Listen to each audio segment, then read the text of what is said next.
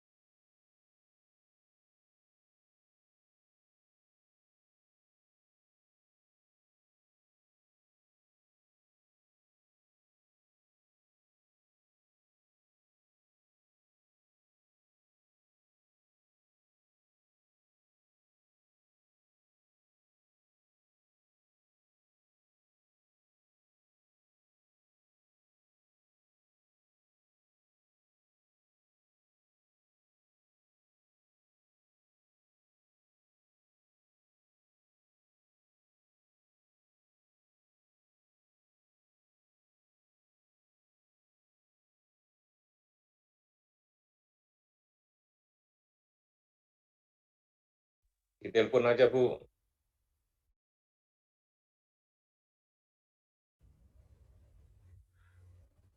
Belum masuk kayaknya Pak Junat.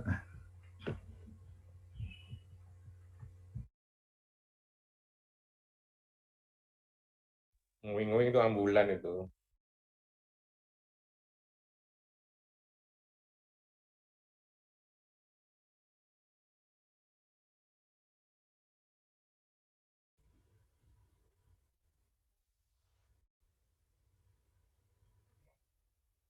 Pak Jonet kok nggak ada di list partisipan?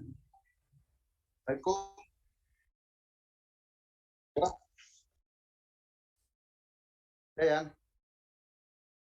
alhamdulillah bagus. Suara saya gimana? Suara saya bagus? Bagus, bagus, bagus Pak Jonet, silakan Pak. Bagus ya? Ya karena pakai masker.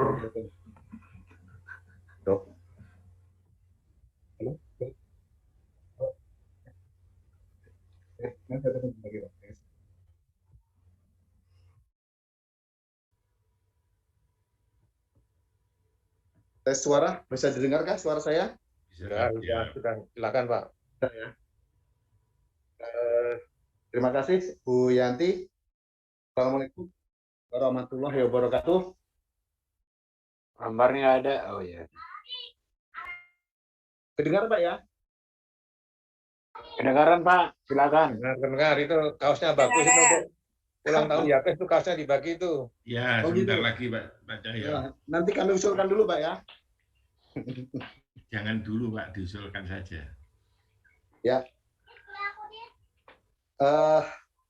Yang terhormat yaitu para senior kita, sesepuh kita, pejuang Telkom tentunya.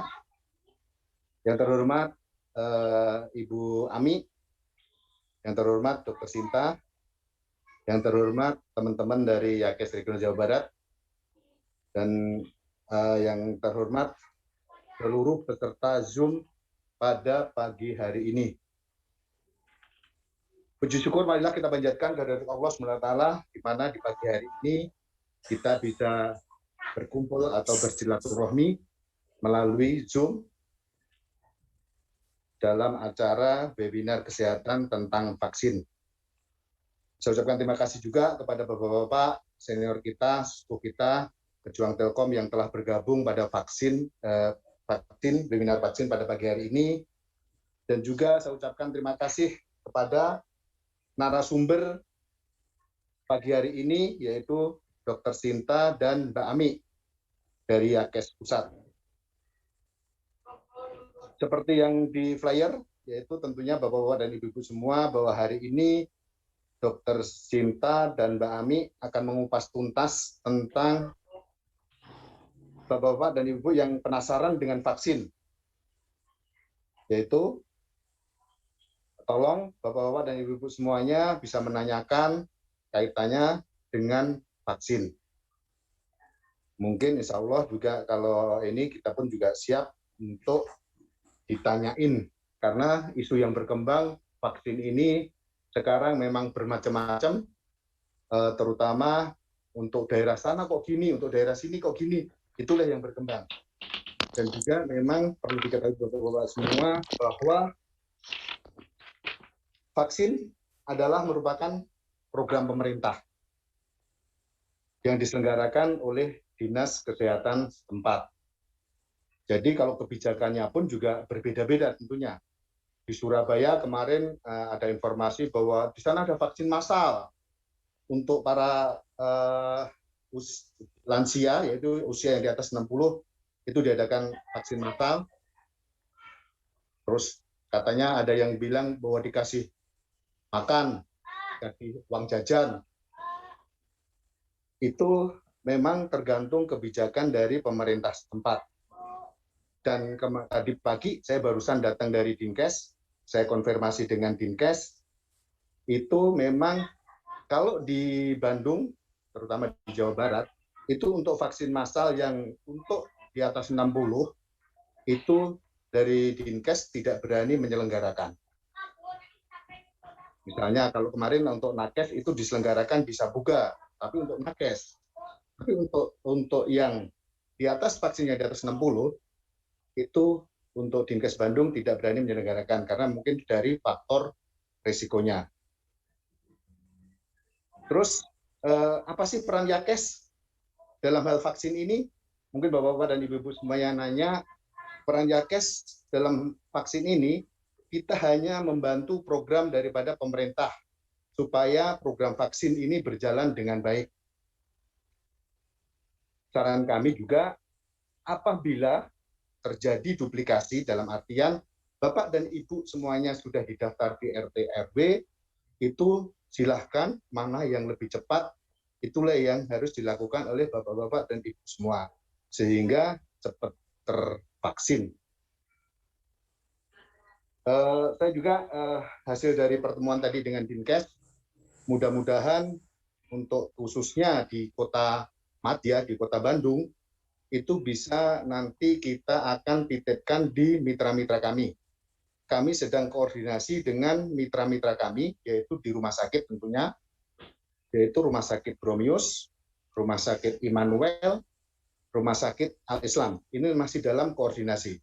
Mudah-mudahan nanti Bapak-Bapak dan Ibu-Ibu semua bisa kita bantu untuk mendaftarkan dan pelaksanaannya nanti di mitra-mitra tersebut. Dan satu lagi mungkin Telkomedika. Ini kita dalam taraf koordinasi dari tadi pagi. Saya baru pulang jadi jam 8 kita koordinasi dengan Dinkes, saya ke Dinkes, dan Dinkes siap support untuk vaksinnya. Mudah-mudahan apa yang kita harapkan, apa yang menjadi harapan Bapak-Bapak Ibu semua nanti bisa terpenuhi nanti. Dan kami juga tetap mengingatkan kepada Bapak-Bapak dan Ibu-Ibu semuanya, walaupun nanti sudah divaksin, itu tetap melakukan protokol kesehatan, itu melakukan dengan 5M, yaitu memakai masker, mencuci tangan, menjaga jarak, menghindari kerumunan, dan menghindari bepergian bila tidak diperlukan. Karena mungkin dari efek atau dampak vaksin sendiri, itu hanya sekitar 50 dan sampai dengan 60% kita bisa terhindar dari vaksin. Jadi kita harapkan yang 40% ini kita tetap harus kita jaga, yaitu dengan cara melakukan 5M tadi. Mudah-mudahan kita setelah divaksin melakukan dengan program 5M tadi, kita bisa terbebas atau terhindar daripada COVID-19 ini. Itu mungkin sambutan dari kami. Sekali lagi saya ucapkan terima kasih kepada Bapak-Bapak dan Ibu semuanya. Nanti kalau memang mau sharing, nanti kita sharing apa yang menjadi unek-unek, apa yang menjadi pertanyaan Bapak-Bapak Ibu semuanya. Nanti kita diskusikan waktu kita sampai dengan jam 12. Mudah-mudahan nanti bisa apa yang menjadi pertanyaan, apa yang menjadi unek-unek, apa yang menjadi isu di luar, itu bisa kita jawab. Sekali lagi saya ucapkan terima kasih dan kami sampaikan bahwa program vaksin ini merupakan program dari pemerintah. Mana yang duluan, misalnya di RT sudah didaftar, monggo silahkan dilakukan segera, supaya bapak-bapak dan ibu-ibu segera tervaksin. Mungkin itu. Terima kasih. Saya ucapkan kepada Bapak Ibu semuanya, wabillahi taufiq wal hidayah. Wassalamualaikum warahmatullahi wabarakatuh.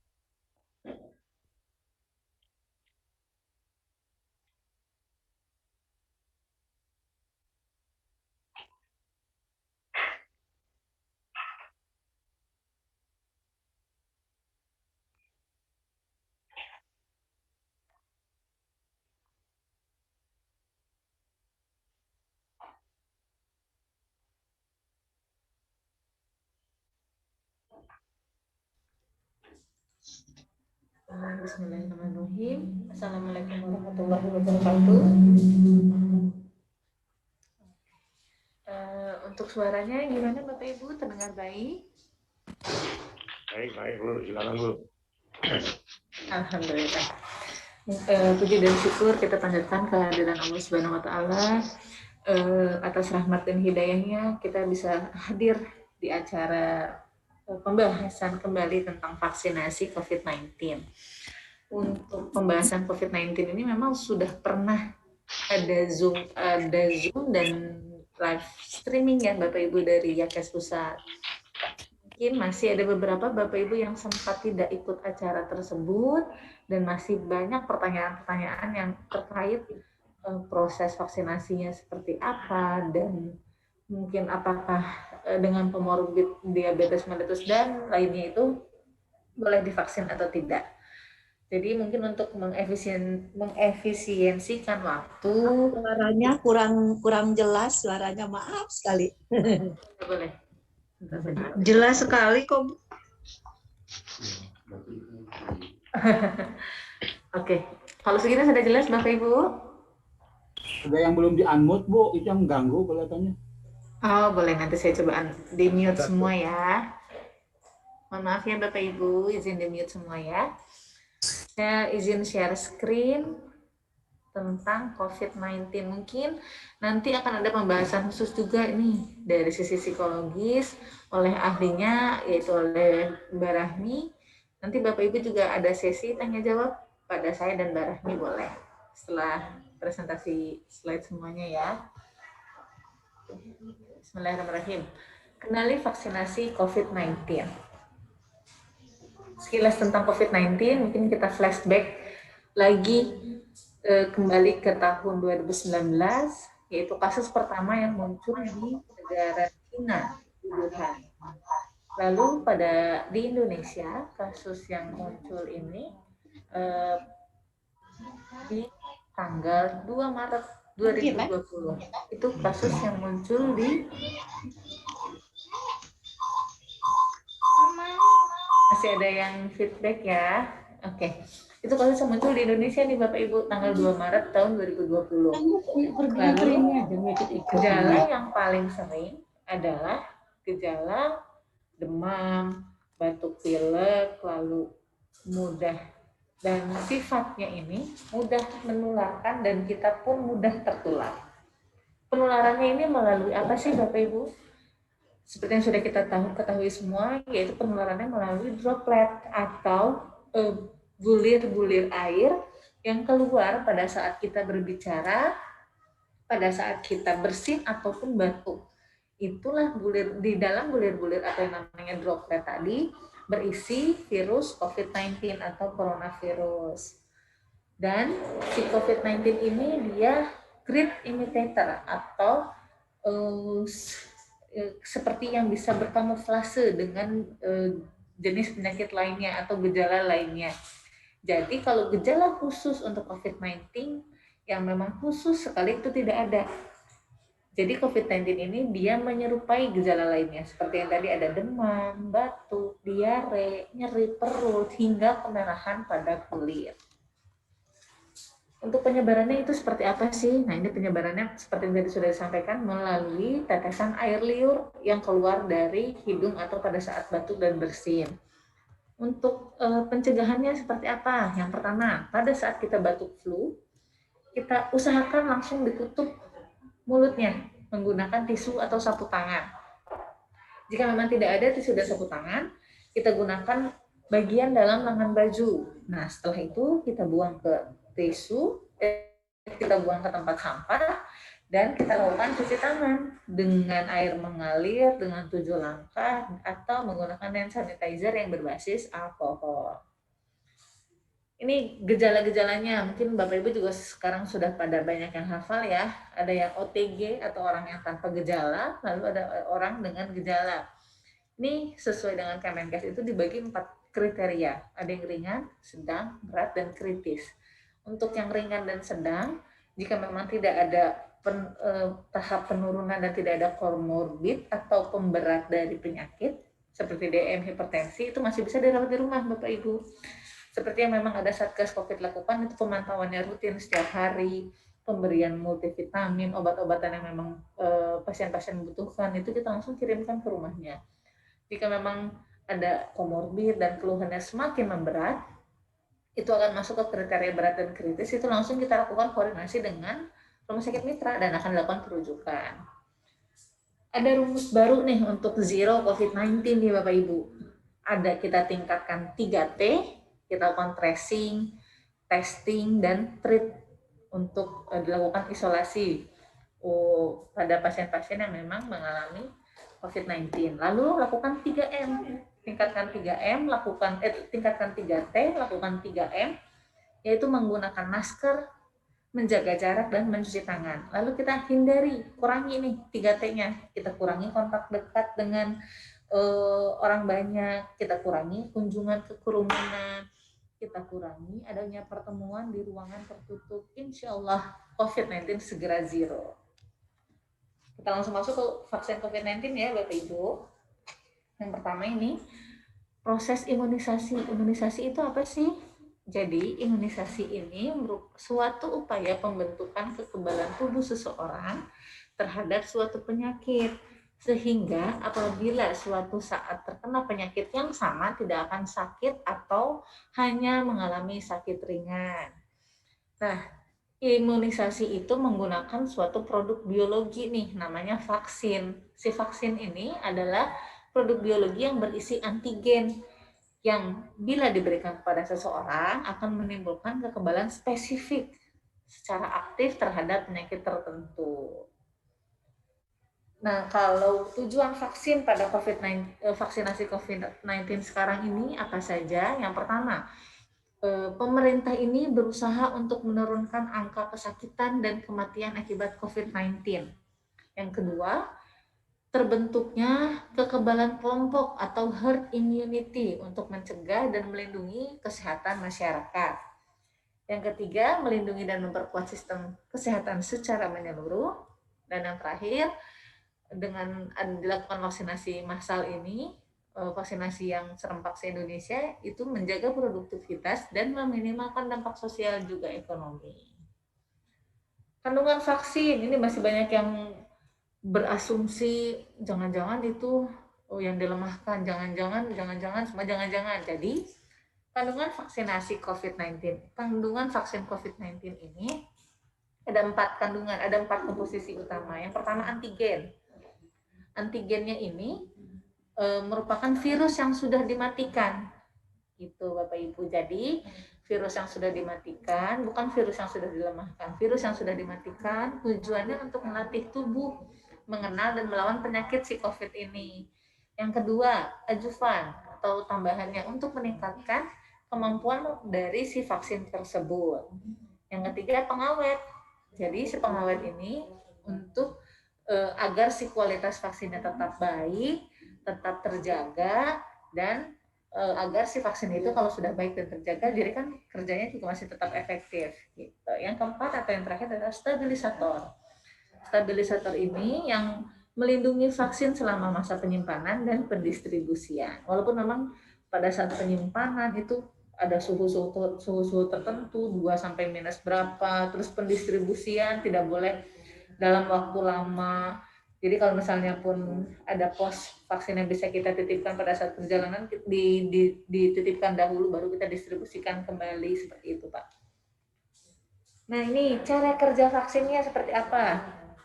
Jadi vaksin yang masuk ke dalam tubuh itu, dia melatih sistem imun kita untuk mengenal dan melawan patogennya. Jadi ada si badan dari SARS-CoV-2 ini, yang tadi kan yang sudah dimatikan, kita masukkan ke dalam tubuh. Nah, pada saat sudah masuk dalam tubuh, sistem imun ini dia akan mengenal, oh ada si SARS-CoV-2 nih Bapak Ibu yang masuk nih ke badan Bapak Ibu nih. Ya udah kita bikin tentaranya nih khusus untuk SARS-CoV-2 nih.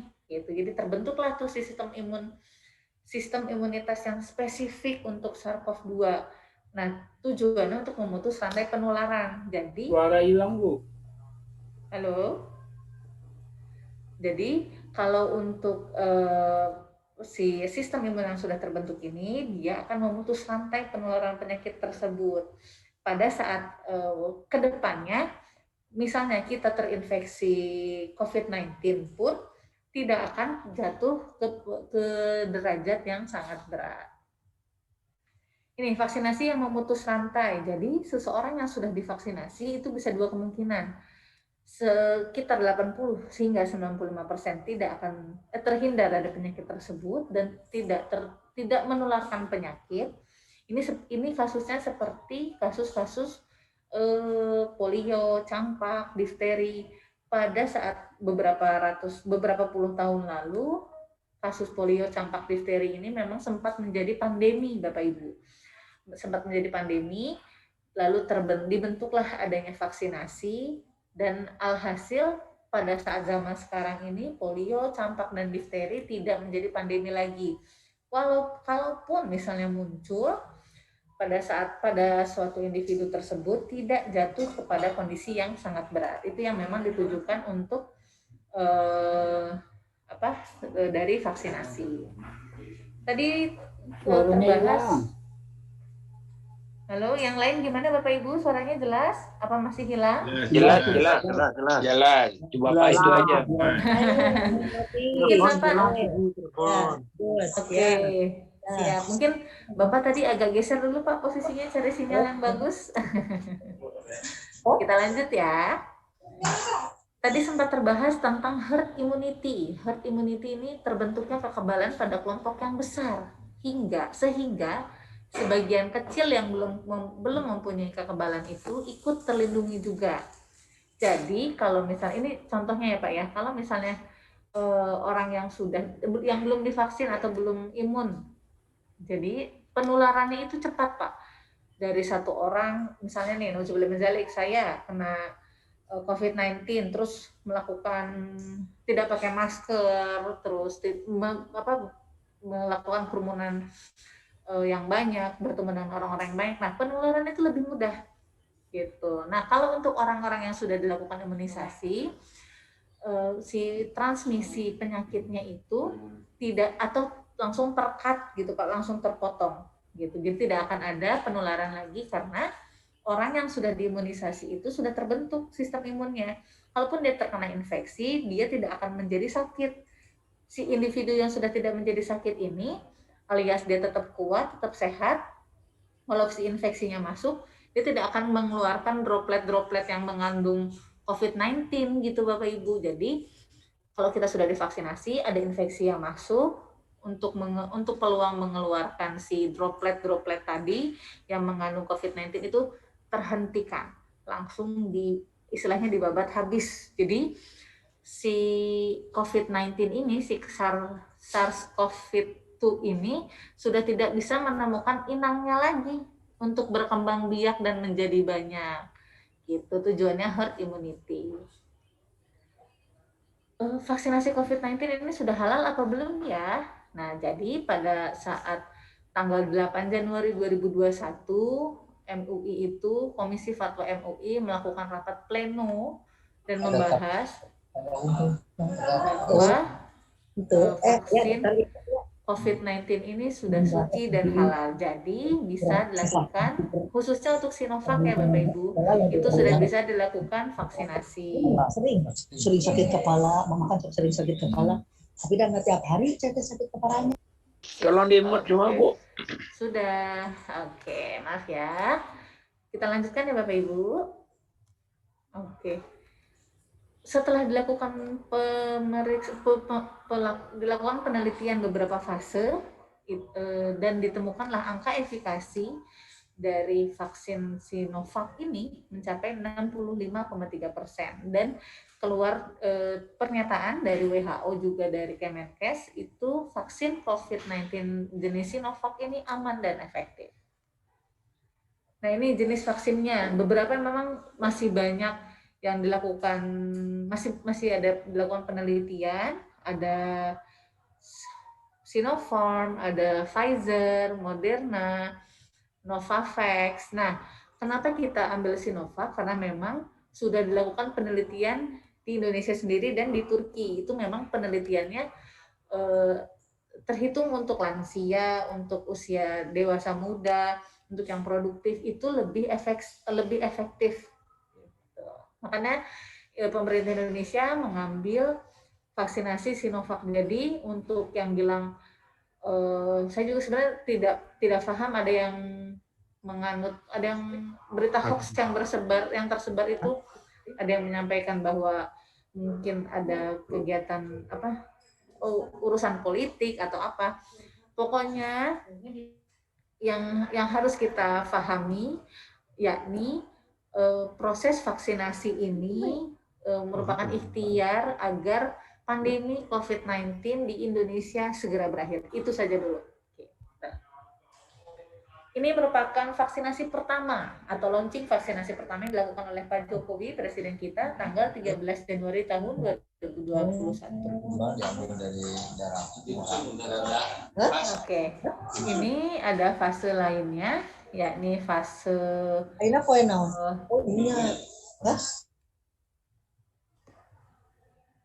Oke, ya fase lainnya ini adalah tahapan vaksinasi ya Bapak Ibu yang sudah dilalui oleh saya dan rekan-rekan di Yakes Telkom, itu masuk ke fase pertama atau khusus untuk petugas kesehatan. Ini targetnya adalah 1,48 juta tenaga kesehatan dilakukan vaksinasi.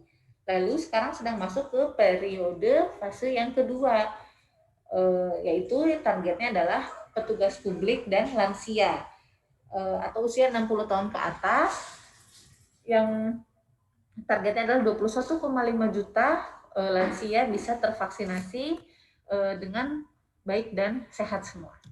Untuk gelombang kedua atau periode vaksinasi dari April 2021 dan sampai Maret 2022 itu targetnya adalah masyarakat rentan, yakni masyarakat di daerah dengan resiko penularan tertinggi, itu targetnya 63,9 juta masyarakat bisa tervaksinasi.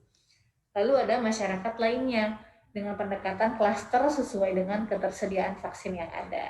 Jadi kita masih ada di wave 1 tapi fase 2 yaitu petugas publik dan lansia.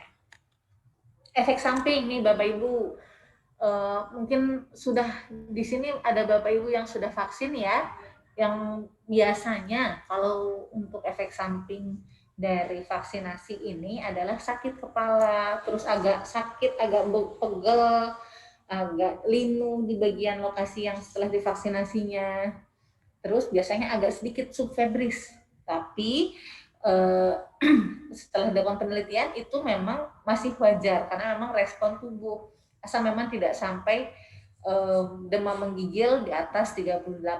Lalu ada lemas, pusing kepala, dan agak mual. Kontraindikasi berdasarkan CDC, yakni setiap orang yang memiliki reaksi alergi setelah penyuntikan vaksin dosis pertama atau pernah mengalami reaksi alergi setelah disuntikan vaksinasi jenis yang lain itu menjadi kontraindikasi. Adapun beberapa individu dengan penyakit-penyakit lainnya itu memang harus sesuai dengan kriteria dari PAPD atau ilmu penyakit dalam, itu memang harus ada nilai-nilai yang terkontrolnya gitu.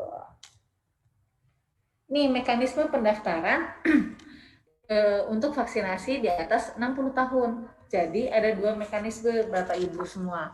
Yang pertama yakni karena vaksinasi ini adalah program pemerintah, jadi basis Vaskesnya itu ada di pemerintah dan pelaksananya ada di puskesmas atau rumah sakit sekitar yang memang menjadi penyedia layanan vaksinasi terdekat.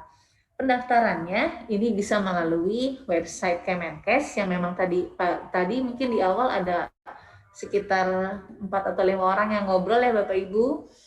Ada untuk di Kota Bandung itu alamat websitenya di bandung.kemkes. Coba saya lihat dulu ya. bandung.kemkes.go.id ataupun memang ada pendataan dari RT RW setempat yang nantinya akan dilakukan screening oleh puskesmas tempat juga. Itu mekanisme pertama. Yang kedua, atau mekanisme kedua ini adalah vaksinasi massal di tempat. Ini diselenggarakan oleh organisasi ataupun instansi yang bekerja sama dengan Kemenkes dan Dinas Kesehatan. Pelaksananya bisa instansi seperti kementerian dan lembaga atau organisasi keagamaan atau organisasi kemasyarakatan. Nah, yang sudah yang sudah ada laporan masuk ke kami itu memang lansia-lansia atau yang usia di atas 60 tahun yang mengikuti mekanisme pertama Bapak Ibu, yang mendaftar melalui tadi alamatnya bandung.kemkes.go.id. Untuk mekanisme kedua memang masih banyak kendala di beberapa kota besar. Dan vaksinasi ini memang ditargetkan pada kota-kota besar. Gitu. Jadi salah satunya adalah Kota Bandung. Untuk kendala yang ada di Kota Bandung sendiri, yang pertama ini kita masih koordinasi dengan Dinkes. Nah, dari Dinkesnya sendiri itu memang ada sedikit pembatasan jumlah Bapak Ibu. Ya, pembatasan jumlah, terus mereka pun masih mempertimbangkan seperti yang tadi sudah disampaikan oleh Pak Jone, bahwa tidak bisa dilakukan seperti tenaga kesehatan. Mungkin yang sempat Bapak Ibu ketahui, untuk tenaga kesehatan sempat dilakukan gebyar vaksin atau vaksinasi massal di Gedung Sabuga selama 4 hari, dilakukan 2 periode. Itu untuk semua tenaga kesehatan dan SDM-SDM yang bekerja di lingkungan kesehatan. Tetapi untuk Dinas Kota Bandung, untuk melaksanakan gebyar vaksinasi bagi lansia di atas 60 tahun, itu mereka tidak berani melakukan karena resikonya sangat tinggi menurut beliau. Karena kita untuk vaksinasi di atas 60 tahun itu harus ada pemeriksaan screening terlebih dahulu yang lebih komprehensif dan mencegah terjadi hal-hal yang tidak diinginkan pada lansia kita. Itu yang memang jadi pertimbangan. Dan posisi Yakes pun di sini karena memang ini adalah program pemerintah, jadi posisi Yakes di sini dia memfasilitasi dan juga membantu untuk mendaftarkan Bapak Ibu semua dan memfasilitasi para peserta kami jika memang ada kesulitan untuk melakukan pendaftaran melalui yang mekanisme pertama atau misalnya di sekitar rumahnya tidak ada tawaran nih dari RT RW-nya. Nah itu insya Allah Yakes Telkom itu posisinya itu hanya membantu, bukan untuk menjadi penyedia vaksinasi. Nah ini untuk website monitoring dan pendataannya, jadi kita bukan pendaftaran langsung Bapak Ibu. Jadi Bapak Ibu yang sudah mengisi website yang kemarin, itu memang kita lakukan pendataan terlebih dahulu sambil kita berkoordinasi dengan Yakes Pusat dan dengan Dinas Kota Bandung. Itu memang masih terus berjalan hingga tadi pagi pun. Untuk kedepannya akan kita segera update apakah informasi yang tadi pagi itu kita akan olah seperti terlebih dahulu. Nah ini pendaftaran vaksin. Beberapa Bapak Ibu memang yang ada yang sudah mulai dapat etiket sebelumnya ya Bapak Ibu. Kalau misalnya sudah dapat etiket atau misalnya sudah ada panggilan lewat SMS, sudah ketahuan lokasinya di mana, jamnya jam berapa, harinya hari apa, memang itu lebih mudah. Alhamdulillah ya Bapak Ibu. Jika memang sudah dapat etiket tapi tidak tahu tempat lokasinya di mana, terus vaskesnya kapan dan vaskesnya di mana, itu bisa dicek Bapak Ibu di aplikasi Peduli Lindungi untuk lokasi fasilitas kesehatan sekitar rumah Bapak Ibu. Nah sebelum langsung datang dilakukan vaksinasi, mungkin Bapak Ibu bisa konfirmasi dulu ke puskesmasnya. Saya dapat etiket nih, dapat SMS, bisa dilakukan di sini apa enggak? Setelah dilakukan konfirmasi sambil bawa KTP Bapak Ibu, nah biasanya puskesmasnya akan melakukan penjadwalan nih Bapak Ibu, gitu. Ada juga Bapak Ibu misalnya yang sudah bisa divaksinasi, tapi membutuhkan surat keterangan bisa dilakukan vaksinasi, tapi bukan surat keterangan sehat Bapak Ibu ya. Jadi misalnya Bapak Ibu yang memiliki komorbid, meminum obat rutin untuk jantung, untuk gula, untuk hipertensi, dan puskesmas sekitar yang meminta surat keterangan bisa dilakukan vaksinasi, itu bisa menghubungi TPKK tempat Bapak Ibu kontrol, tempat Bapak Ibu konsultasi. Jadi Yakes dan vaksin ini, ya, vaksinasi adalah program dari pemerintah yang diselenggarakan oleh Dinas Kesehatan setempat sesuai dari arahan Kemenkes dan Kementerian BUMN. Lalu peran Yakes Telkom ini membantu program pemerintah kita berjalan dengan baik. Seperti yang tadi sudah Pak Jona sampaikan, jika terdapat duplikasi program, Bapak Ibu sudah terdaftar di RT RW, di puskesmas sekitar, tapi sudah daftar juga ke mana? Website, sudah melakukan pendataan diri ke website vaksin.yakestelkom.or.id, tapi masih belum ada konfirmasi. Saran kami ikuti program yang paling cepat Bapak Ibu. Kalau misalnya sudah ada pendataan, sudah ada tawaran dari puskesmas, langsung ikut saja, gitu. Jadi Yakes Telkom ini tidak ikut menyelenggarakan program vaksinasi, tapi membantu dalam pendataan, monitoring, dan pendaftaran. Gitu.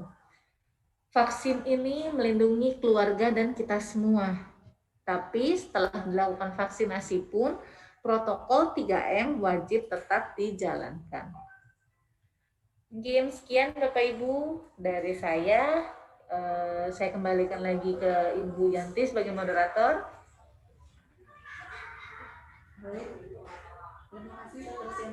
Sama-sama.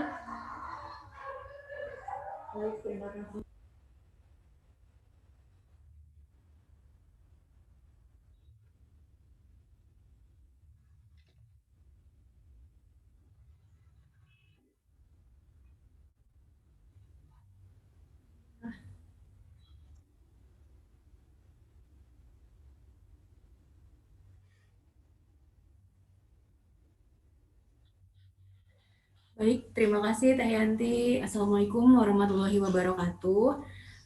Punten Bapak Ibu, suara saya terdengar dengan jelaskah? Jelas, Terdengar jelas? Jelas kok, jelas. Jelas, jelas. Terima Jelas kasih. kedengaran. Sudah bagus. Oke, terima kasih. Sebelumnya saya mohon izin yang terhormat Pak Jonet selaku Kepala Yankes Regional Jabar.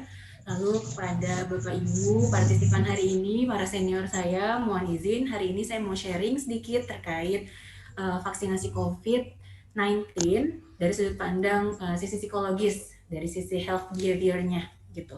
Saya izin untuk sharing screen terlebih dahulu ya Bapak Ibu. Sudah terlihatkah? Ya. Oke, baik. Sebelumnya, saya mau memperkenalkan diri terlebih dahulu. Nama saya Rahmi Maya Fitri. Bapak Ibu bisa panggil saya Rahmi atau Ami. Saya adalah psikolog yang praktek juga di TPKK Sentot Alibasyah. Bertugas saat ini di pembinaan Yankes Pusat. Oke. Mungkin tadi dari Dr. Sinta udah menjelaskan sangat lengkap sekali terkait vaksin COVID-19. Kita mengenali lebih dalam tuh mengenai vaksin COVID-19 seperti apa, terutama Sinovac karena baru itu yang masuk di Indonesia saat ini. Nah, mungkin dari saya sesuai keilmuan saya juga ada sedikit hal yang mau saya sharing, yaitu terkait peran dari health belief atau kepercayaan kita terhadap kesehatan. Kenapa sih dibahasnya ini gitu? Karena ternyata ada loh yang melatar belakangi pemilihan perilaku kita, yes or no-nya kita melakukan suatu hal, itu tuh berasal dari belief yang kita miliki terkait kesehatan tersebut, seperti itu. Jadi saya mau sedikit menjabarkan terkait health belief ini. Nah itu. Apa sih health belief itu? Kalau dari bukunya Ogden yang saya baca, health belief ini adalah serangkaian keyakinan yang berisi persepsi seseorang yang menghasilkan suatu perilaku sehat atau health behavior. Jadi, ya, ketika kita mau melakukan suatu perilaku sehat tertentu, itu ternyata ada perannya dari health belief yang kita miliki, kepercayaan kita terhadap kesehatan tersebut gitu. Jadi kita belief dulu nih, punya beliefnya, lalu setelah ada belief itu baru mengarah ke perilaku yang akan kita munculkan. Nah, si health belief ini dikatakan bahwa mereka menjadi prediktor kunci dalam membentuk suatu perilaku gitu. Nah, selain menjadi prediktor kunci dalam membentuk suatu perilaku, ternyata disampaikan juga bahwa perubahan perilaku itu nggak semata-mata diprediksi melalui pengetahuan aja gitu, nggak hanya dengan knowledge-nya aja. Jadi misal nih, sudah dikasih sosialisasi segala macam mengenai vaksinasi COVID-19 ataupun mengenai COVID-19, belum tentu orang-orang bisa menampilkan perilaku sesuai dengan yang diharapkan ketika knowledge tersebut atau pengetahuan tersebut udah diberikan ke individu yang bersangkutan, seperti itu. Karena ternyata ada poin ketiga yang menyampaikan bahwa penilaian kita sendiri, penilaian diri kita mengenai perilaku yang nantinya mau kita tampilkan, misal kayak kita mau menerapkan perilaku 3M nggak ya? Kita mau ikutan vaksin nggak ya? Nah, penilaian kita terhadap perilaku-perilaku tersebut ternyata juga memiliki peran gitu. Jadi kayak semacam di belief itu ada subjektifnya kita untuk melihat saya sebenarnya bisa nggak ya melakukan ini, atau saya sebenarnya mampu nggak ya untuk memutuskan perilaku ini untuk saya lakukan, seperti itu. Jadi ternyata nggak cukup nih dengan kita mungkin dari Yankes hanya memberikan knowledge saja, tapi peran yang paling besar juga ada di diri Bapak Ibu masing-masing untuk menentukan bahwa oh ini perilaku ini tepat loh untuk saya lakukan gitu. Jadi ketika Bapak Ibu sudah punya penilaian tersebut ke diri Bapak Ibu, maka Bapak Ibu akan lebih ibaratnya kayak lebih oke lagi nih, lebih mantap lagi nih untuk menerapkan si health behavior ataupun perilaku sehat itu tadi. Itu. Jadi ada 50-50 perannya, nggak hanya dari luar memberikan knowledge ke kita, tetapi ternyata penilaian kita terhadap perilaku tersebut juga memiliki peran untuk kita akhirnya memutuskan melakukan perilaku sehat tersebut. Seperti itu. Semoga saya menjelaskannya tidak berbelit-belit ya Bapak Ibu. Nah, tadi kan sudah disampaikan bahwa ketika kita mempunyai belief tertentu, output dari belief itu adalah si behavior, si perilaku. Jadi output dari health belief keluarnya adalah health behavior gitu. Nah, health behavior itu apa sih? Gitu. kalau di dunia kesehatan, terutama di kesehatan psikologi, ada banyak hal mengenai behavior. Salah satunya health behavior, ada sickness behavior dan semacamnya gitu. Jadi banyak jenis-jenis behavior itu. Nah, kalau health behavior ini lebih ke perilaku yang ditujukan untuk mencegah terjadinya suatu penyakit seperti itu. Yang tadi sick role behavior itu lebih ke kalau kita udah sakit, kita mengobati, nah itu behaviornya. Jadi ada beda-beda lagi. Nah, untuk health behavior ini adalah perilaku yang ditujukan untuk kita mencegah suatu penyakit. Salah satunya seperti apa? Seperti yang disampaikan oleh Dr. Sinta juga, itu adalah proses bagi kita untuk membantu nih mencegah terjadinya suatu penyakit agar tubuh kita bisa lebih kebal lagi seperti itu. Jadi salah satu output ketika Bapak Ibu sudah memiliki belief yang positif, belief yang baik terkait perilaku sehat tadi, maka untuk melakukan vaksinasi ini pun akan lebih istilahnya lebih nyaman lagi, lebih nggak was-was lagi gitu, karena udah punya belief yang baik dulu nih, belief yang oke dulu di dalam dirinya seperti itu. Jadi proses dari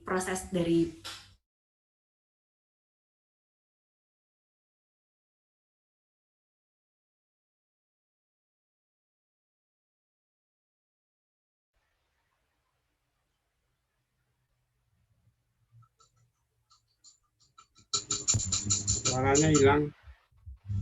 Ya Bu, lanjut. Halo. Maaf Bapak. Suaranya hilang, Bu. Iya Bapak, ternyata jaringannya nggak stabil. Hilang lagi. Putus-putus lagi. Ya, halo. Jangan pakai wifi, Bu, pakainya aja. Pakai internet paketnya sendiri. Oh iya Pak. Pak, kalau sekarang udah terdengar jelas nggak Pak? Dan Udah. Udah normal Bu. Udah bagus. Saya lanjutkan kembali ya Bapak Ibu. Jadi tadi yang sebelumnya health behavior. Jadi vaksinasi itu adalah bagian dari perilaku sehat yang kita tampilkan. Perilaku sehat kita untuk mencegah terjadinya suatu penyakit gitu. Itu salah satunya. Nah, tadi tentang vaksinasi udah banyak dijelaskan juga oleh Dr. Sinta, dan sekarang kita bisa bahas dulu nih terkait hal-hal yang di lapangan itu seperti apa sih gitu. Ternyata di lapangan itu banyak hal yang menimbulkan kecemasan, banyak hal yang menimbulkan kebingungan seperti itu. Misal contoh, ada banyak edaran informasi mengenai vaksin yang digunakan. Tadi juga udah disampaikan ada berbagai macam jenis nih sebenarnya vaksinasi, produk vaksinnya. Tapi untuk sementara ini hingga bulan Maret ini yang baru masuk di Indonesia adalah Sinovac gitu. Makanya yang banyak dilakukan sosialisasi oleh Yankes pun lebih banyak ke Sinovac tersebut. Tujuannya untuk apa? Yaitu untuk menambah knowledge tadi. Ketika udah menambah knowledge tadi, seenggaknya Bapak Ibu udah lebih tahu dan Bapak Ibu udah bisa mengukur sendiri nih perilaku sehat yang nanti Bapak Ibu ingin lakukan. Seperti itu. Lalu hal-hal di lapangan apalagi ya yang terjadi? Nah, kayak tadi tuh di awal mungkin sebelum acara ini mulai saya menyimak ada Pak Rifai sama Pak Muslih Masruri. Kalau nggak salah dua Bapak ini sangat rajin dulu ikut sharing di Caring Telkom Group juga. Nah, tadi udah bahas terkait vaksinasi dan ternyata banyak banget ya informasi yang beredar terkait vaksinasi ini gitu. Saya sendiri aja sempat bingung, ini mana nih informasi yang perlu dipercaya, dan pendataan maupun pendaftarannya itu beragam sekali gitu. Nah, kalau misalnya kita kekeh dengan satu informasi saja yang kita dengar, tapi ternyata ada perubahan informasi baru lain yang muncul, itu bakal bikin diri kita nggak nyaman sih untuk keadaan-keadaan seperti itu. Nah, jadi tapi hal tersebut terjadi di lapangan gitu. Maksudnya informasi itu kalau saya bisa sampaikan sangat cepat sekali berubahnya untuk saat ini, dan tidak bisa kita pungkiri ataupun tidak bisa kita tolak gitu. Itu terkait informasi alur pendataan dan pendaftaran yang beragam tadi. Lalu nggak hanya itu, ternyata prosedur vaksinasi juga berubah seiring berjalannya waktu. Yang waktu itu mungkin dibilang iya nih lansia udah bisa, tapi ternyata tadi saya juga baca di chat di beberapa daerah belum bisa, bahwa mereka masih fokus dengan tenaga kesehatan seperti itu. Nah, yang tadi juga Pak Jonet udah sampaikan bahwa memang ternyata kalau saya lihat di tiap daerah punya kebijakannya masing-masing. Jangankan di satu provinsi, tapi ternyata jangankan dalam satu provinsi aja itu punya kebijakan yang berbeda-beda gitu. Kota X punya apa, kota B punya apa, padahal masih dalam satu provinsi yang sama. Seperti itu. Jadi memang kitanya yang diminta untuk lebih siap menerima keberagaman tersebut gitu, lebih fleksibel untuk menerima keberagaman tersebut. Dan nggak hanya terkait informasi itu aja, terus ada lagi informasi yang beredar terkait pasca vaksinasi. Ada yang ternyata mereka kok masih positif ya, atau loh kok ternyata dia nimbulin gejala A, B, C, dan wow gitu. Akhirnya informasi tersebut membuat kita jadi khawatir lagi, bingung lagi, hal yang seperti itu.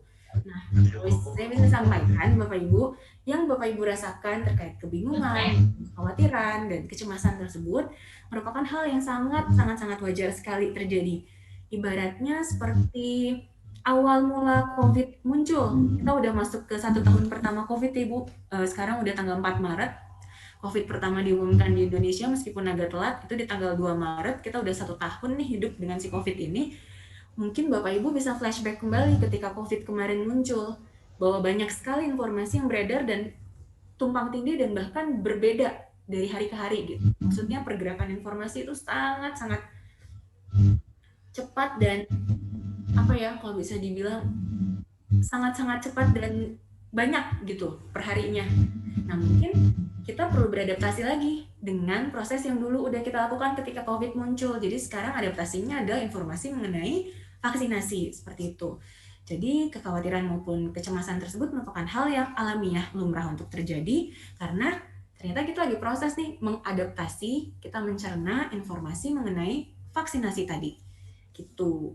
Lalu apa yang bisa dilakukan? Mungkin itu yang ditanyakan. Lalu kalau misalnya udah banyak informasi yang beredar dan segala macam gitu, apa nih yang bisa dilakukan? Nah, yang bisa dilakukan adalah lebih ke menambah kapasitas diri, lebih ke menambah gimana kita menerima informasi tersebut gitu. Satu hal nih yang bisa saya sampaikan, lebih ke meningkatkan literasi medianya kita. Literasi media gitu. Literasi media itu apa ya gitu. Ini ranahnya anak komunikasi sekali sebenarnya Bapak Ibu. Tapi kalau yang saya baca, literasi media itu adalah sebuah perspektif yang kita gunakan secara aktif ketika kita mengakses media dengan tujuan untuk memaknai pesan yang disampaikan oleh media. Jadi ketika banyak nih, kalau misalnya tadi kita lihat hal-hal di lapangan itu lebih ke informasi semua.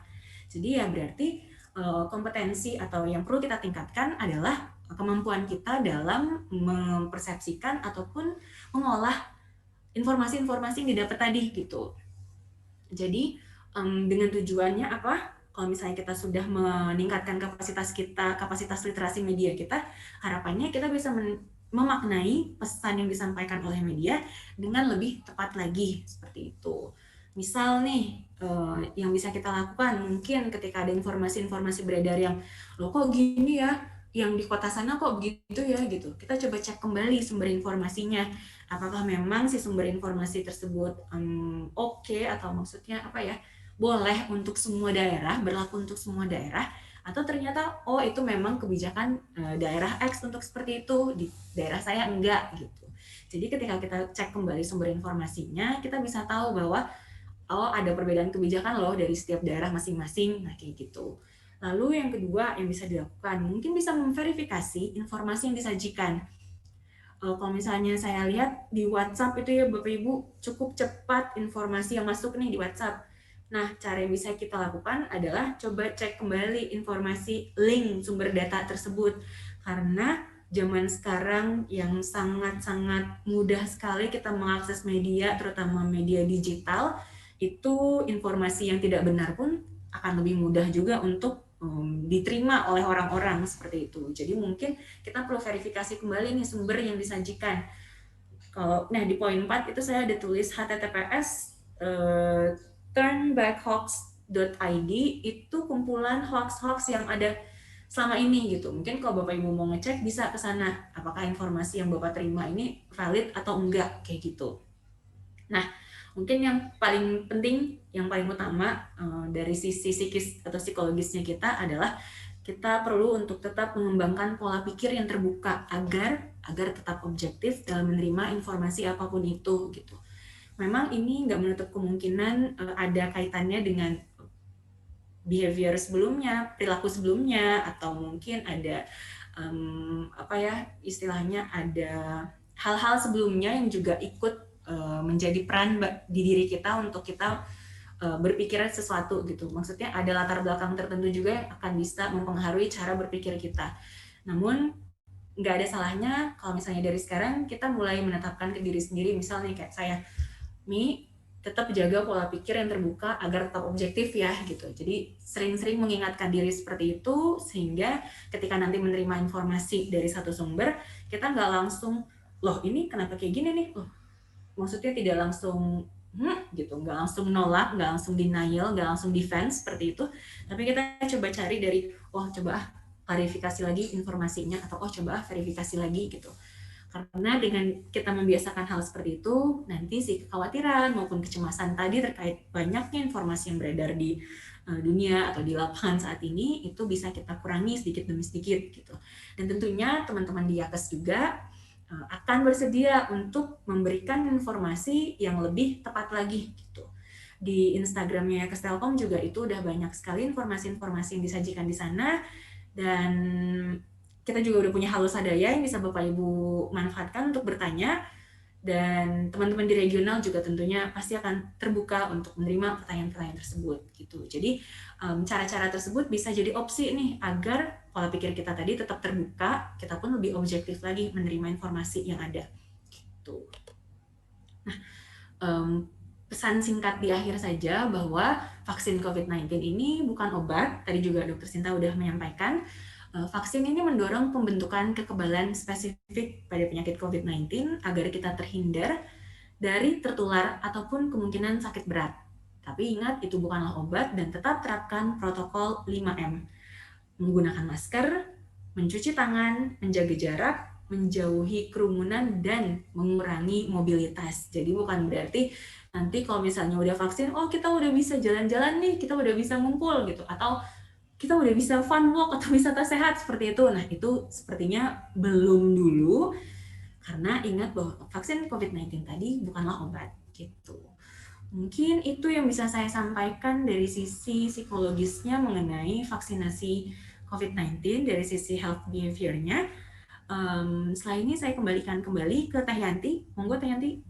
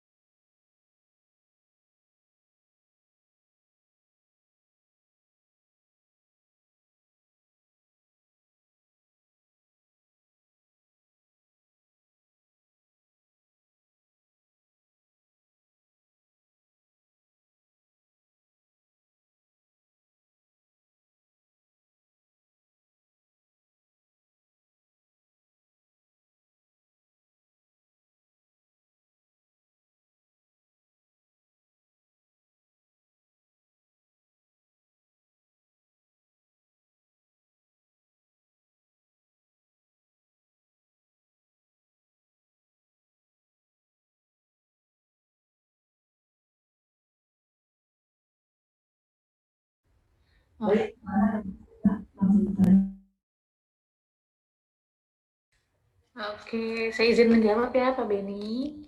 Jadi untuk vaksinasi ini sepertinya Pak Beni memang sudah greget ya Pak ya, pengen ikutan yang sekarang ya Pak ya. Gimana Pak? Oke, jadi memang masih banyak pensiunan-pensiunan kami yang di range usia 56 sampai 59 tahun. Untuk program yang fase kedua ini memang targetnya usia lansia di atas 60 tahun nih Pak ya. Jadi untuk pensiunan di atas 56 sampai 59 itu akan masuk ke program selanjutnya Bapak Ibu semua. Jadi kemungkinan akan ada kan ada beberapa gelombang nih Bapak Ibu. Nah, untuk pensiunan di atas 56 sampai 59 itu masuk ke gelombang yang selanjutnya. Gitu. Mungkin harap bersabar, nanti akan ada info lebih lanjut lagi. Gitu.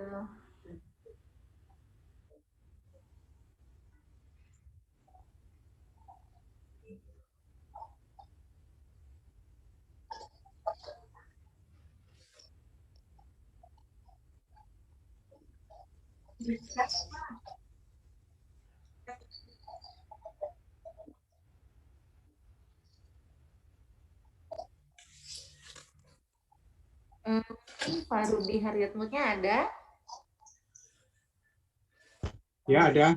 Ya ada. Oke. Pak Rudi, maaf, daftarnya ke aplikasi ke website Yakes yang vaksinasi.yakes Telkom atau ke yang Bandung Kemkes ya Pak ya? Dua-duanya. Yang dua kali ke Bandung. Kedua-duanya. Oke, kalau misalnya daftar kedua-duanya, saran saya mungkin harus ditunggu dulu Pak. Biasanya untuk yang data Kota Bandung, Bapak terakhir daftar tanggal berapa Pak? Pertama kali daftar? Kamis yang lalu waktu ada sosialisasi itu. Kamis lalu. Tanggal 25 ya Pak ya? Ya. Oke. Yang daftar ke Bandung Kemkes itu sudah selesai submit, itu sudah ada Pak? Gimana? Untuk yang daftar ke Bandung Kemkes itu sudah ada jawaban sudah masuk itu yang kan melalui Telkom ya? Kalau saya sudah dibilangnya resip gitu sih, gitu aja. Cuman kalau saya mendaftar lagi gitu nggak ada ditolak. Oh kamu udah terdaftar gitu nggak? Oke. Nggak apa-apa Bapak. Jadi. Cuman gini yang pertama itu memang saya daftarnya ke puskesmas ternyata agak jauh dikit dari rumah. Jadi saya yang kedua saya coba yang dekat rumah. Saya salah klik. Sama-sama Antapani sih. Oke. Jadi memang sekarang ini di Kota Bandung masih dalam proses nih Pak untuk yang lansia sedikit-sedikit disebar ke beberapa puskesmas kita, ke beberapa rumah sakit besar di Kota Bandung.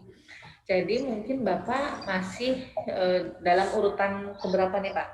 Jadi menunggu saja Pak. Bapak menunggu panggilan dari puskesmas mana yang tadi Bapak sudah daftar, itu yang paling cepat. Jika memang sudah terpanggil untuk melakukan vaksinasi, ikut saja Pak yang itu. Gitu.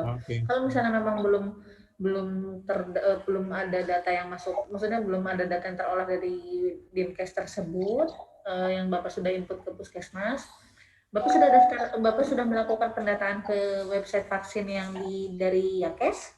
Sudah.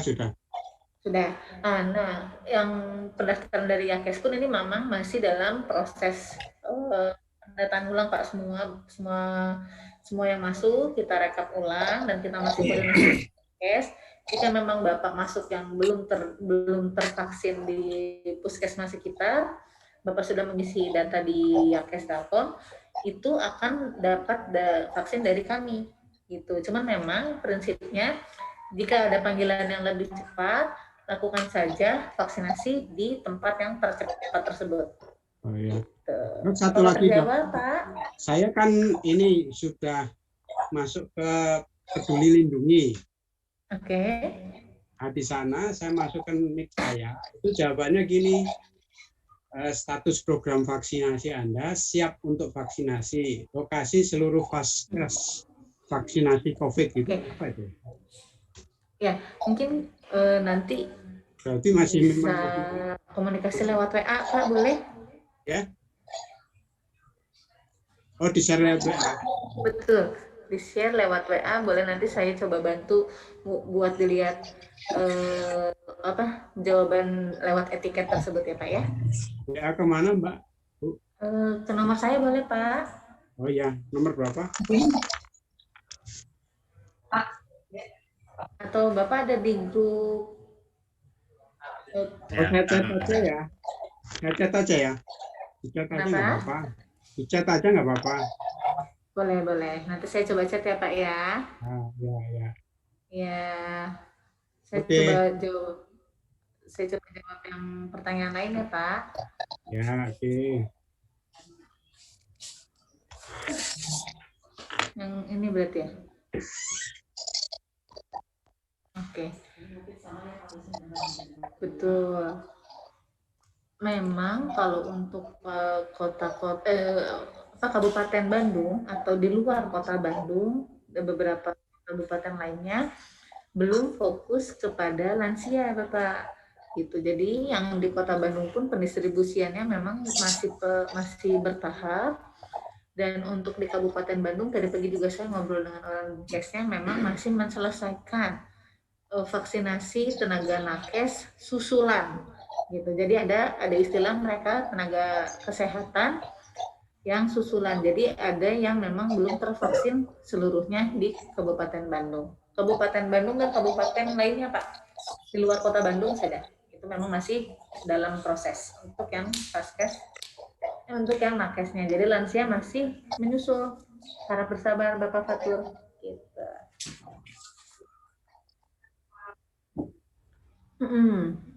Di Peduli Lindungi. Dokter Sinta, saya sudah dapat notif tanggal 6 Maret Rabu kemarin. HR meminta untuk isi data Google Home untuk data vaksinasi keluarga, orang tua dan mertua. Pertanyaan Dokter Sinta untuk kasus bukan ya, masih itu ya? Untuk yang websitenya dari kota A, KTP di kota B, dan tinggal di kota C. Saya bisa vaksin di kota mana? Oke. Jadi untuk saya jawab yang pertanyaan kedua dulu ya Pak ya, karena Bapak sudah dapat etiket tanggal 6 Maret. Untuk Pak Novan, tanggal 6 Maret sudah mendapatkan etiket, itu bisa dicek di aplikasi tersebut juga Pak, di aplikasi Peduli Lindunginya. Ada yang pada saat masuk, nanti di scroll ke bawah Pak ya, ada puskesmas atau rumah sakit sekitar. Nah itu untuk lokasi vaksinasi itu bisa di seluruh vaskes di Indonesia di mana saja. Cuma baiknya memang yang sesuai dengan KTP, Bapak. Jika pun tidak sesuai dengan KTP, Bapak bisa coba konfirmasi nih. Misalnya Bapak pada saat tinggal di kota C itu, di vaskes yang di sekitar tempat tinggal Bapak, misalnya puskesmas A nih, puskesmas A ini, Bapak samperin, saya dapat etiket nih, Bu, saya bisa vaksin di sini apa enggak? Misalnya jawabannya tidak, berarti memang harus kembali ke asal dari KTP tersebut. Gitu. Soalnya vaksinasi ini bisa dilakukan di seluruh vaskes, Pak. Gitu. Apakah terjawab, Pak Novan?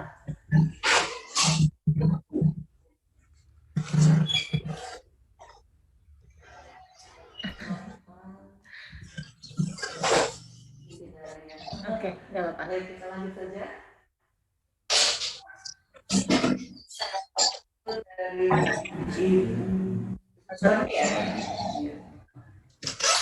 Pertanyaan kepada kita, untuk kasus BSI2, berapa waktu ukuran kenormalan yang dipakai patokan untuk dapat melakukan vaksinasi? Oke, jadi untuk Bu Supatmi berarti masuknya ke komorbid ya. Ibu dengan usia di atas 60 ditambah adanya komorbid, itu kalau untuk diabetes dengan kondisi kadar gula yang terkontrol itu jadi tidak pernah ada lonjakan yang sangat tinggi, walaupun memang kadarnya di atas 150 misalnya gitu ya Bu ya, tapi memang stabil di situ, jadi istilahnya terkontrol.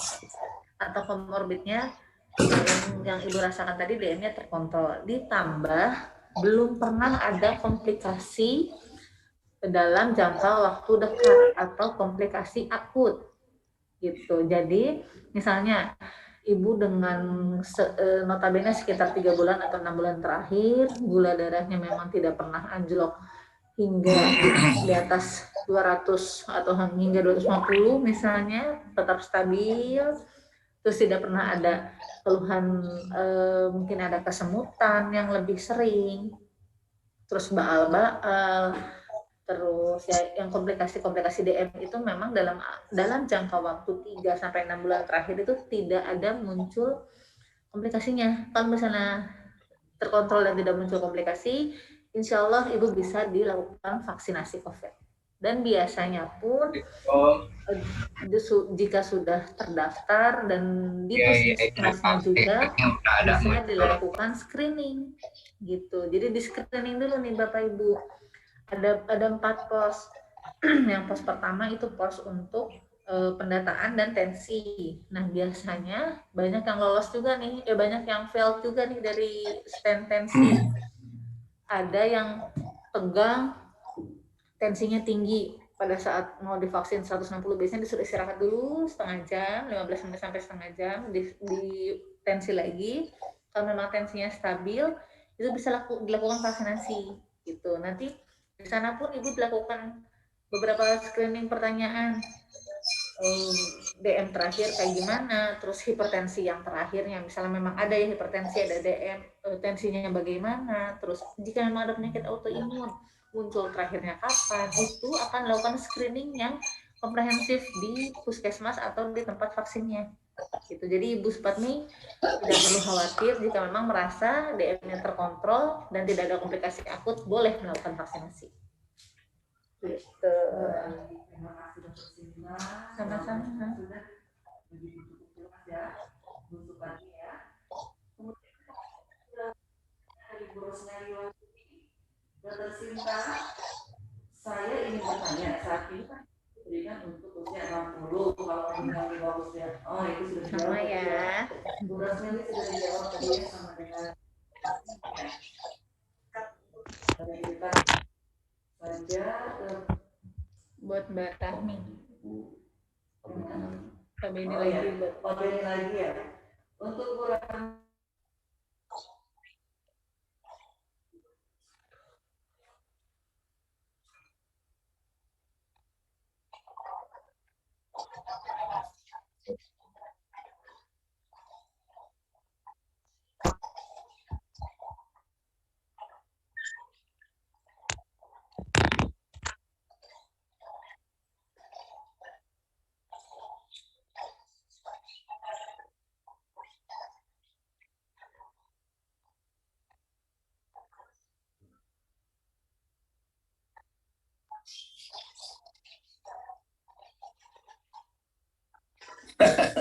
Terima kasih Teh Yanti. Oke Pak Beni, mungkin yang bisa saya highlight adalah Bapak percaya dan memahami bahwa usia di tangan Tuhan, tapi kesehatan di tangan kita ya Pak ya. Nah, itu benar. Itu benar banget Pak. Maksudnya seperti yang saya sering banget sih sebenarnya dapat pertanyaan ini. Berarti kalau misalnya saya udah yakin 100% ketika saya sehat maka usia saya juga lebih panjang, tapi kenyataannya kenapa kayak gini ya gitu. Jadi banyak orang-orang yang mempertanyakan hal ini juga gitu. Tapi ini baik sekali bahwa Bapak juga percaya bahwa qadarullah itu ada gitu. Jadi bahwa usia itu ada yang mengaturnya juga gitu. Mungkin yang perlu, apalagi kita berkaca tadi di kasusnya Ashraf yang terlihat derajat kesehatannya oke, tapi ternyata dipanggil terlebih dahulu seperti itu. Nah, terkait health belief ini, Bapak mungkin yang bisa kita coba kayak coba konstruksikan kembali adalah saya menjaga kesehatan itu berarti melalui perilaku hidup sehat. Begitu bukan ya Pak Beni ya? Kalian saya tahu Pak Beni rajin banget olahraganya nih, bahkan lebih rajin dari saya gitu. Jadi ketika kita melakukan perilaku hidup sehat itu, ketika kita berolahraga itu, maka yang kita tujuannya kita atau goals-nya kita adalah untuk mencapai kesehatan gitu. Nah, ketika sudah mencapai kesehatan, mungkin yang bisa mulai dibangun pola pikirnya saat ini adalah dengan saya menjaga perilaku hidup sehat dan saya akhirnya sehat gitu, fisiknya saya sehat, maka kualitas hidup saya pun menjadi lebih baik gitu. Mungkin kalau misalnya dilihat orang lain di usia yang setara dengan Bapak, ternyata mereka ada kesulitan loh untuk melakukan ABC, tapi saya di usia seperti ini, saya masih kuat untuk melakukan ABC gitu. Jadi mungkin ada perbedaan di kualitasnya itu Pak. Bukan berarti kita perlu meyakinkan bahwa kalau saya sehat, usia saya panjang gitu. Tapi lebih ke kalau saya sehat, berarti saya memiliki kualitas hidup yang lebih baik lagi. Jadi cara berpikirnya mungkin seperti itu. Karena seperti yang Bapak udah sampaikan juga nih bahwa usia juga udah ada yang ngatur gitu. Walaupun saya ngerasa saya sehat dan usia saya panjang, itu bukan saya yang mengatur usianya gitu. Tapi yang bisa kita atur saat ini adalah cara berpikir kita bahwa ketika kita sehat, maka kualitas hidup saya lebih baik lagi. Saya lebih mobilitas saya menjadi lebih baik lagi gitu. Atau pernapasan saya menjadi lebih baik lagi gitu. Jadi mungkin kita lihat ke hal yang lebih spesifiknya lagi Pak, bukan ke usianya tapi lebih ke kualitasnya, kualitas kesehatan yang Bapak miliki. Mungkin itu yang bisa saya sampaikan Pak Beni. Apakah cukup? Betul Bu Rami, jadi ke kualitasnya ya, ke kualitas kehidupannya ya. Ya benar Pak. Karena kita percuma, kalau kita percuma ya usia panjang tapi stroke ya berbaring nah, di benar Bapak. Itu benar. Jadi itu kalau di psikologi terutama informasi-informasi ini biasanya kita berikan ke penyakit-penyakit kronis gitu Pak. Jadi ketika misal kita usia panjang tapi kualitas hidupnya tidak happy atau tidak baik, maka kita tidak nyaman menjalankan kehidupan itu gitu. Jadi mungkin yang perlu diingat adalah dengan Bapak sehat, dengan Bapak tetap menerapkan perilaku hidup sehat itu, Bapak memiliki kualitas hidup yang lebih baik lagi. Gitu Pak Ben. Siap. Oke, terima kasih pencerahannya Bu Rami ya. Terima kasih. Sama-sama. Semoga sehat selalu. Amin ya.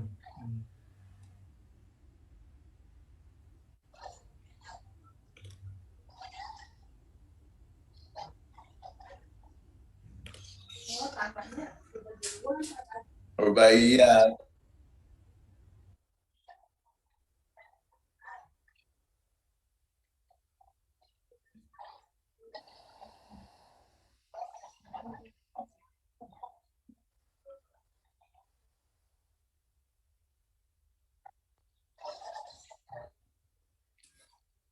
Oh, dari Cirebon. Ya.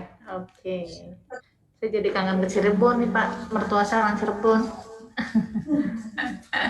Jadi memang masih terkait yang tadi Pak, dari Dinas Kota Bandung ini, kemarin tadi pagi saya ngobrol, untuk di luar Kota Bandung itu belum terlaksana seluruhnya untuk nakes nih Pak. Jadi untuk di luar Kota Bandung itu yang masih dilanjutkan adalah fase vaksinasi SDM nakesnya gitu. Nanti untuk fase yang pelayanan publik dan lansia akan terlaksana setelah fase yang nakesnya ini selesai gitu. Jadi kalaupun misalnya Bapak belum sudah tanya ke RT RW dan puskesmas sekitar untuk program vaksin lansia ini belum ada, mungkin kedepannya akan ada. Tapi jika memang dari yang vaksin yang Bapak sudah mengisi web yang dari Yakes tersebut, nanti kita akan follow up lebih lanjut nih Pak.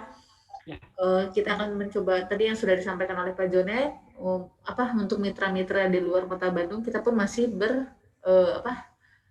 konsultasi juga dengan dinasnya, menyarankan mereka untuk konsultasi dengan dinas tempat, dan memang masih berkomunikasi juga dengan mitra-mitra di luar Kota Bandung. Itu Pak Triwarsono. Ya, terima kasih. Kalau ke Cirebon mampir Ibu. Gimana Pak? Siapa? Nah, Pak Jonet mampir. Siapa? Belum berani Pak. Iya Pak, nanti kalau sudah beres pandemi ya Pak mampir.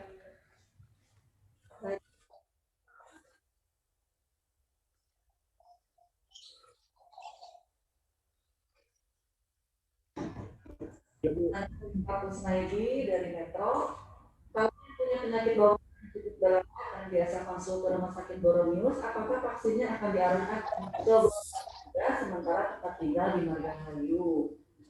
Oke. Silakan Dr. Cinta dari Pak Kusnaidi di Metro. Sip. Bapak sudah daftar ke website yang bandungkemkes.go.id belum Pak? Itu Bu, sudah Bu, itu untuk Bu Mariani Bu, bukan untuk saya. Oh, untuk Bu Aryani, oke.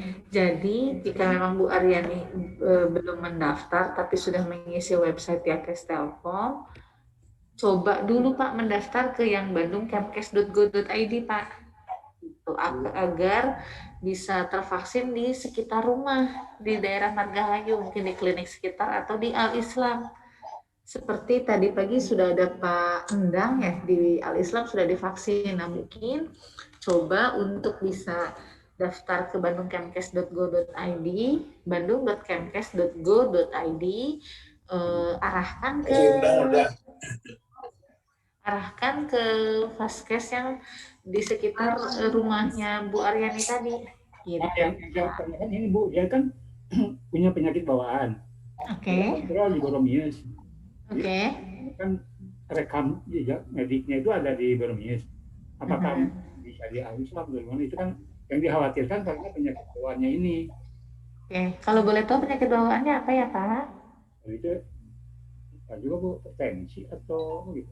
Oke, kalau kembali lagi ke yang tadi sudah dijelaskan, jika memang memiliki komorbid, tetapi terkontrol dalam waktu sekitar 3-6 bulan terakhir, tidak muncul komplikasi sekitar 3-6 bulan terakhir, khususnya untuk hipertensi, jika memang kondisi tensinya meminum obat rutinnya baik, terus pada saat ditensi tekanan darahnya tidak melebihi dari 180, karena kalau dari ketentuan Kemenkes tensi di atas 180/110 itu tidak boleh.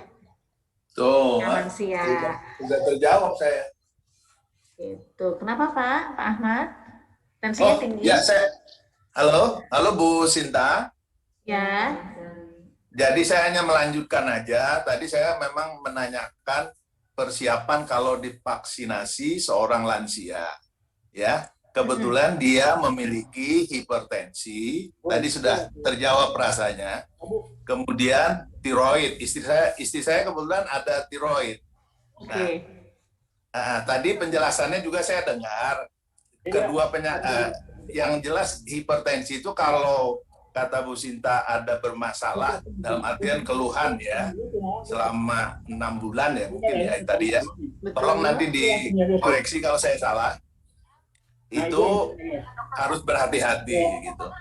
Jadi pertanyaan saya sebenarnya batasan hipertensi, kemudian istri saya kebetulan ada hipotiroid gitu. Atau lambung. Kira-kira Bu. Kira-kira begitu Bu Sinta. Oke. Jadi, terima kasih.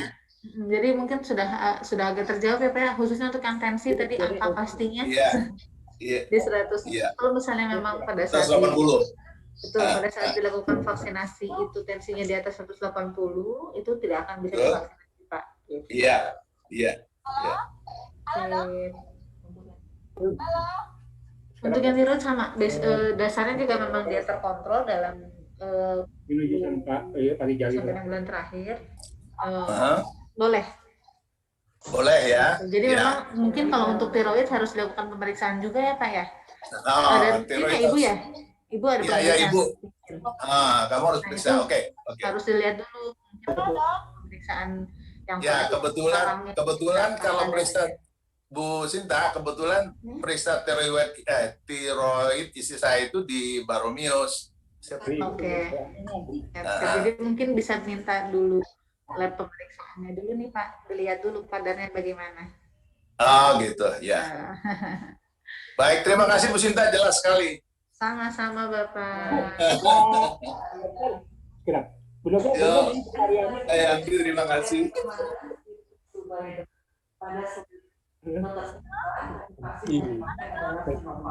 Usia yang dipakai 18 sampai dengan 59 tahun. Kenapa dipakai kami yang di usia di atas 60 tahun? Oke, ini juga tadi ada yang bertanya nih dengan pertanyaan yang sama dengan Pak Heri. Oke, jadi untuk gambar slide yang saya cantumkan itu, saya mengambil untuk angka efikasi dibandingkan dengan vaksin-vaksin lainnya. Nah, untuk sampai 59 itu memang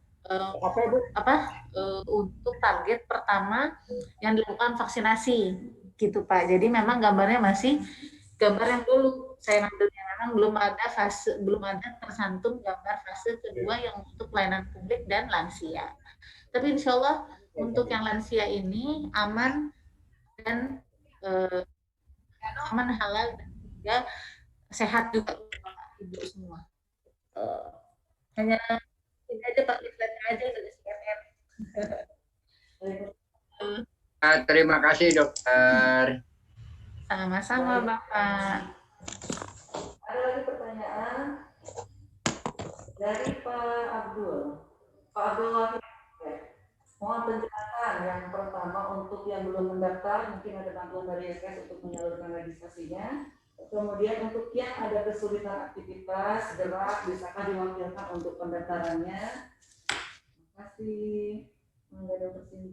Untuk yang belum mendaftar, mungkin tadi seperti yang sudah dijelaskan beberapa kali ya Pak ya, ada 2 mekanisme untuk pendaftaran di Bapak. Kalau misalnya memang domisili di Kota Bandung, bisa mengklik bandung.kemkes.go.id, mengisi datanya di sana, atau yang kedua mengisi vaksin.yakestelkom.or.id. Itu akan dilakukan pendataan dahulu Pak. Jadi kalau misalnya bisa mengisi dulu, nanti kita akan olah dan data tersebut kita olah, kita kasihkan ke Kemenkes gitu. Untuk yang ada kesulitan aktivitas gerak, bisakah diwakilkan untuk pendaftarannya? Mungkin maksudnya ada stroke gitu ya Pak Abdul, betul? Bukan stroke, dari saraf itu jadikan geraknya sulit. Terus ada Parkinson.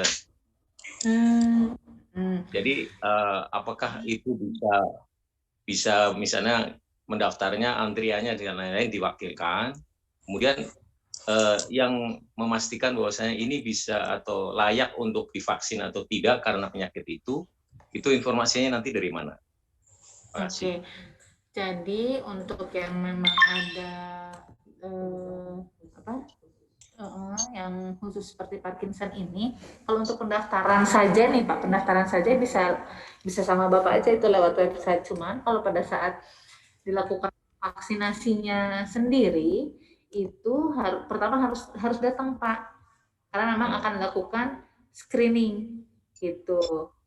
Jadi untuk yang dilakukan screeningnya, peserta yang sudah mendapatkan etiketnya itu harus datang juga gitu. Sebentar saya coba cari info tentang penyakit Parkinson ya Pak ya. Ya, Parkinson sama saraf kejepit. Oke. Terus kalau misalnya screeningnya itu di Yakes atau di rumah sakit yang ditunjuk nanti? Screeningnya di rumah sakit di tempat vaskes Bapak akan vaksinasi Pak. Oh ya. Gitu. Ini psikosomatik. Jadi yang penting kami mendaftar dulu itu ya. Betul, daftar saja dulu. Terus yang menentukan layak atau tidak nanti informasi dari screening itu ya. Betul. Kalau untuk penyakit saraf, mau nanya Bu. Ada pertanyaan? Mau nanya. Untuk link sudah di-share di chat ya, Bapak dan Ibu bisa dilihat. Kemudian untuk nomor telepon kita juga tanya Bu. Di-share nanti di chat ya Pak ya. Tanya Bu. Ibu tanya. Pak Sutresno, silakan. Usia saya 79 sekarang. Istri saya 77. Kalau saya sih dari check up sih nggak ada masalah, cuma prostat aja, penyakit pembengkakan prostat. Sementara istri saya tekanan darahnya sih 140, cuma yang diastoliknya yang ini yang mengkhawatirkan dia 110, antara 90 110 aja naik turun di situ. Nah ini gimana Bu? Mengenai istri saya yang masalahnya ini, diastoliknya yang tinggi sekali. Mohon maaf Pak, diastoliknya di berapa Pak? Antara 90-110. Oke, jadi kadang suka mencapai ke 110 ya Pak ya? Ya. Oke, kalau untuk sebenarnya memang harus dilihat juga angka sistoliknya berapa. Kalau misalnya angka sistoliknya mencapai ke mendekati 180, lalu angka diastoliknya mencapai ke angka mendekati angka 110. Sistoliknya sekitar 140 aja nggak pernah, ya 140 masih 150. Nggak pernah lebihnya Pak ya? Ya, kurang lebihnya segitu, naik turun di situ. Kalau saya 12,8 biasa Bu. Oke, alhamdulillah. Kalau misalnya Ibu dalam sekitar 3 bulan terakhir apakah ada sering mungkin ada mata pandangan kabur atau mungkin agak pusing kepala, jadi seperti ada gejala-gejala komplikasinya? agak sering-sering pusing, tapi ya kalau pusing gitu saya lihat tekanan darah di rumah kebetulan ada yang digital itu paling 100, tingginya paling 140. Oke, paling tinggi memang 140. Cuman itu ya diastoliknya ya Pak ya agak tinggi ya sampai 110 ya. Diastoliknya di angka 100 itu. Oke, jadi saran saya sih kalau mungkin untuk mendaftar boleh Pak dicoba dulu untuk mendaftar. Jadi nanti pada saat screening akan terlihat gimana? Mengenai pendaftaran saya sudah lakukan 3 tempat ini. Lewat Yakes Telkom, lalu peduli lindungi. Dan saya tanya juga ke puskesmas sekitar. Ya, mereka masih kesulitan masih dalam nakesnya. Karena saya orang kabupaten, Bu, bukan orang kota Maja. Sementara yang tadi yang dijelaskan tuh kota Maja semua, teman-teman di kota Maja. Banyak yang sudah di seusia saya sudah banyak yang di vaksin. Jadi saya juga kepingin cepat-cepat. Alhamdulillah sudah ada semangat untuk ikut berpartisipasi ya Pak ya. Jadi kalau untuk Ibu saran saya setelah mendaftar itu memang nunggu dulu nih Pak, tunggu dulu panggilan. Nanti pada saat hari H itu akan dilakukan screening ulang Pak. Oh, screening ulang. Jadi sesaat ya. Betul. Jadi kalau saran saya memang mungkin dari sekarang jaga pola makannya, hindari yang tinggi natrium seperti yang yang ada mengandung garam tinggi itu hindari, terus olahraga yang baik, kelola stres yang baik agar pada saat hari vaksinasi bisa divaksin. Gimana Pak? Iya. Ya seperti itu Bu. Jadi kabupaten tunggu dulu Bu ya. Iya betul. Nanti akan ada gilirannya Pak bertahap. Ya. Terima kasih Bu. Sama-sama. Bapak dan Ibu 10 menit. Masih ada yang mau bertanya? Silakan. Langsung saja. Saya Bu. Silakan Ibu. Ya, terima kasih Bu Yanti. Assalamualaikum warahmatullahi wabarakatuh. Waalaikumsalam. Mungkin saya langsung saja bahwa program vaksinasi COVID-19 ini, alhamdulillah saya adalah termasuk orang yang sudah dilaksanakan vaksinasi. Ya, semacam testimoni saja. Jadi begini, betul apa yang disampaikan oleh Neng Rahmi Maya Fitri tadi, bahwa persiapan mental adalah sangat diperlukan. Terus terang, sebelum saya mengikuti dan ada sosialisasi di Yakes mengenai kupas tuntas mengenai vaksin COVID, saya sudah mendaftar di https kemenkes.go.id. Nah, kebetulan saya juga sudah menceklis untuk dilaksanakan di puskesmas. Dan alhamdulillah hari kemarin saya dipanggil. Nah, saya sebetulnya nggak ada persiapan loh. Mana siang lagi. Cuma, nah kebetulan karena memang juga di RT RW ada program. Nah, petugas posyandu udah pada aktif di sana dan juga Ibu RT segala macam. Yuk kita, karena saya mungkin dianggap sudah lansia, jadi bersama dengan Ibu RT ke sana. Di jalan saya memang sedang berjalan ke sana itu kebetulan dekat rumah ya puskesmasnya. Dan alhamdulillah di sana memang ada screening tertulis, kita checklist hanya checklist saja. Terus ada screening tanya jawab. Nah, alhamdulillah dalam prosesnya itu tidak lama. Kurang lebih saya di sana karena menunggu pasca suntiknya ada 30 menit. Nah, mungkin ini mohon maaf sekali bagi ibu bapak atau siapapun kita termasuk usia lansia ini yang akan melaksanakan vaksinasi COVID-19 ini harus paham dulu apa-apa saja yang harus kita persiapan sebelum dan sesudah vaksinasi. Dan alhamdulillah kemarin begitu selesai vaksinasi, para dokternya, petugas kesehatannya di Puskesmas Ciputra, kebetulan saya, mereka menyampaikan informasinya sangat detail.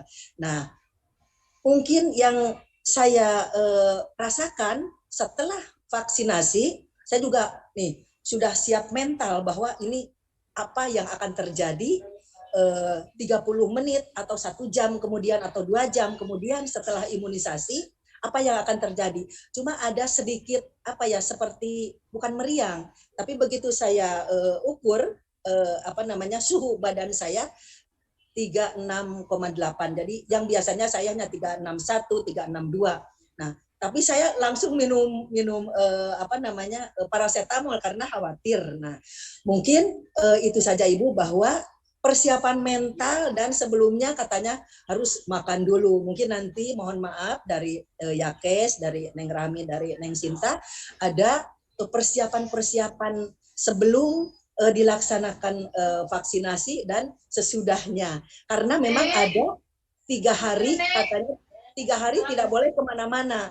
Sedangkan saya punya aktivitas yang lain, tapi alhamdulillah meskipun hanya dekat-dekat rumah saja. Nah, 3 hari sampai 1 minggu katanya gitu. Cuma saya juga nggak mana yang betul, cuma alhamdulillah bahwa sudah dilaksanakan dan tidak terjadi apa-apa. Insya Allah semuanya ini adalah mari kita tidak usah takut lansia untuk divaksinasi gitu. Mungkin itu saja yang bisa saya sampaikan. Terima kasih atas kesempatannya. Billahi taufik wal hidayah. Wassalamualaikum warahmatullahi wabarakatuh. Waalaikumsalam. Terima kasih banyak. Ya.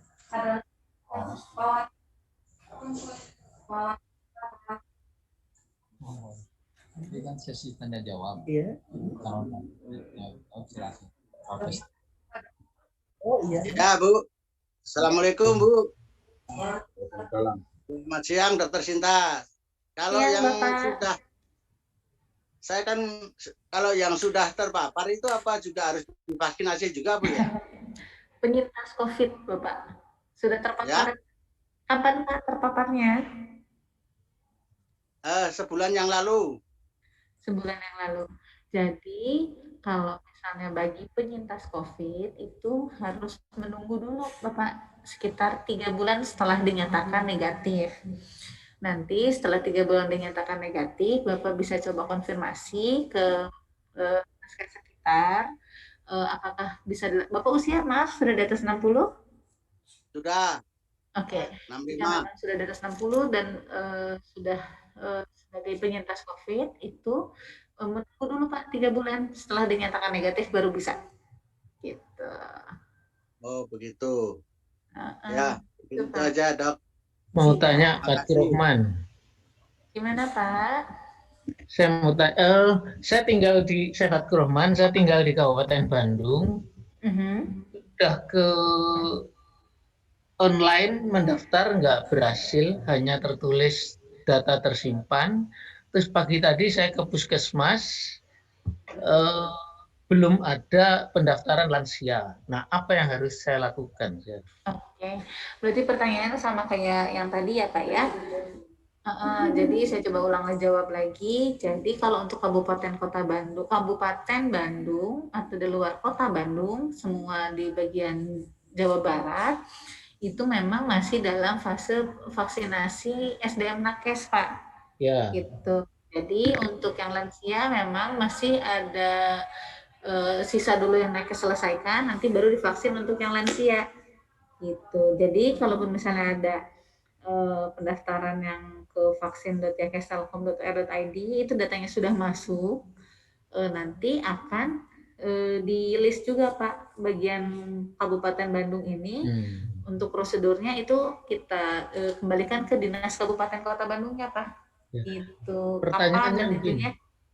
Gimana? Apakah data saya sudah masuk ke Yakes? Karena nggak ada tulisan bahwa diterima. Kalau misalnya Bapak sudah mengisi sehingga selesai, sudah. Kalau misalnya sudah sampai fase tahap-tahap terakhir pengisian datanya, insya Allah sudah masuk Pak. Oh, sudah masuk. Terima kasih. Memang tidak akan ada replay SMS atau WA yang masuk bahwa data sudah masuk, tapi kalau misalnya sudah menginput hingga pertanyaan yang terakhir dalam website tersebut, insya Allah sudah masuk. Ya, ada tulisan tersimpan data. Nah, berarti sudah masuk Pak. Oh, sudah masuk. Ya, terima kasih. Ibu, melanjutkan pertanyaan Pak Fatur Rahman. Ya, bisakah Yakes memposting teman-teman yang sudah mendaftar sehingga nanti kami merasa tenang. Jadi kami betul-betul sudah mendaftar itu. Jadi bisakah Yakes memposting seluruh teman-teman yang sudah mendaftar ke Yakes atau ke Halo Sadaya atau itu bisa diposting Bu di grup binaan Yakes sehingga nanti kita bisa menyampaikan kepada teman-teman supaya tenang ya. Mereka sudah terdaftar atau bagaimana? Terima kasih. Kalau untuk data yang sudah masuk dan diposting itu memang datanya sangat besar Pak. Jadi kalau untuk dimasukkan ke dalam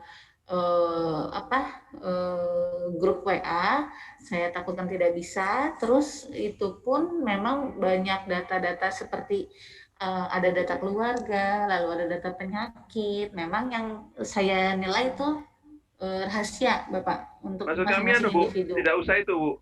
Maksudnya nama-nama yang sudah yang mendaftar itu di catatannya adakah gitu sudah terekod. Soalnya kami memang terus terang aja seperti katakan Pak Fatul tadi ragu Bu, apakah ini sudah nyampe nggak, jangan-jangan yang di jalan dan sebagainya gitu loh Bu. Gitu, Bu. Kalau misalnya memang data tertulis data sudah tersimpan, berarti sudah masuk Bapak, gitu. Tadinya kami ingin data nama aja, jadi nggak usah sebutkan data itunya. Misalnya A, B, nama. Nanti saya coba tanyakan ke Yakes Pusat ya Pak ya, apakah boleh diposting ke pensiunan atau tidak? Ya, bagus. Terima kasih. Ya, mangga sami-sami Pak. Ada lagi? Sudah ya. Tidak ada yang bertanya. Ini ada. Selamat siang dokter. Oh iya. Halo, ya saya Abbas Safei. Maaf hadirnya terlambat. Mohon ditayangkan web address-nya saja. Oh, web address-nya. Iya, saya akan mengisi di situ. Terima kasih dokter. Web address ada di chat ya Pak ya? Bisa kirim di chat. Oh iya. Ya. Maaf tertinggal. Satu lagi dokter.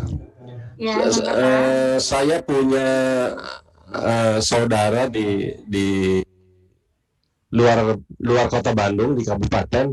Bisa nggak daftarnya alamat saya di sini? Alamatnya di Jalan Magetan nomor 5 di Antapani.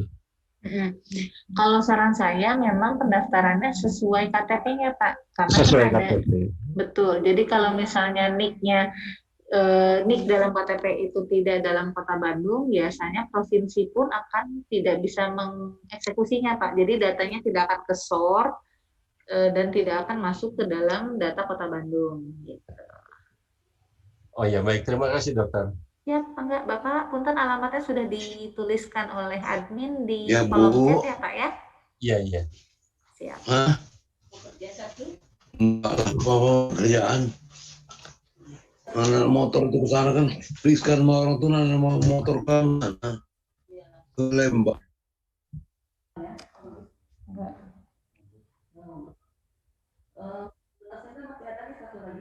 Boleh.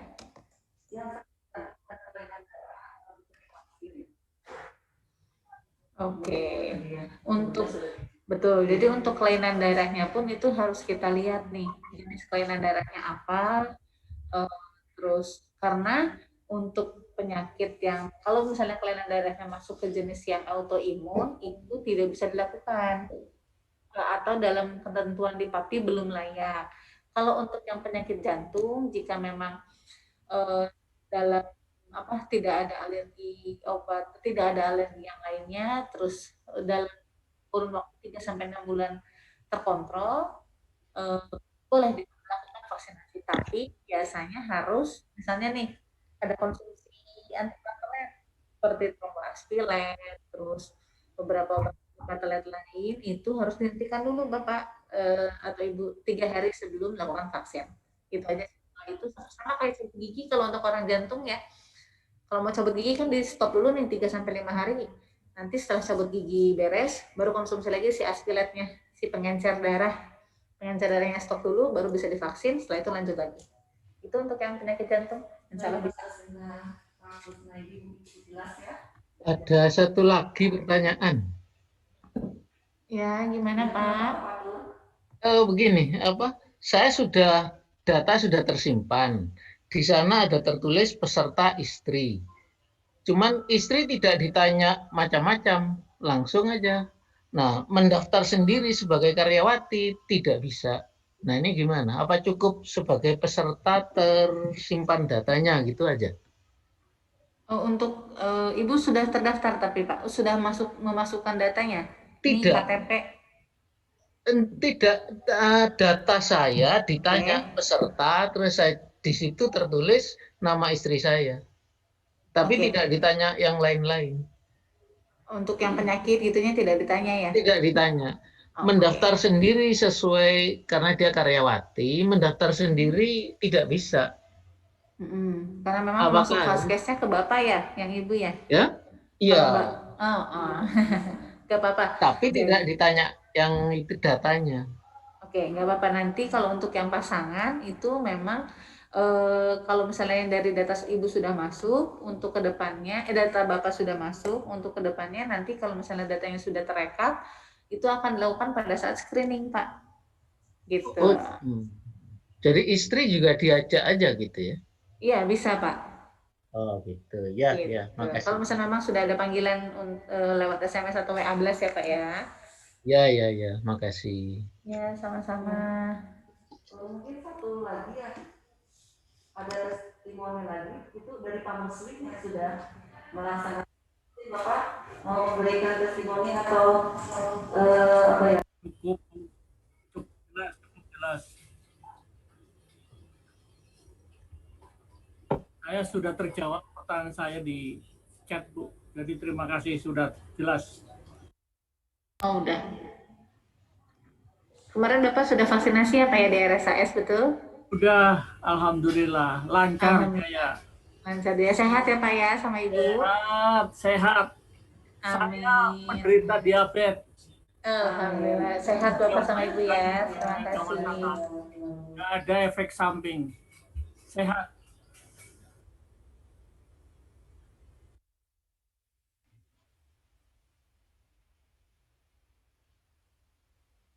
Iya, betul. Betul. Ya. Ya, terima kasih.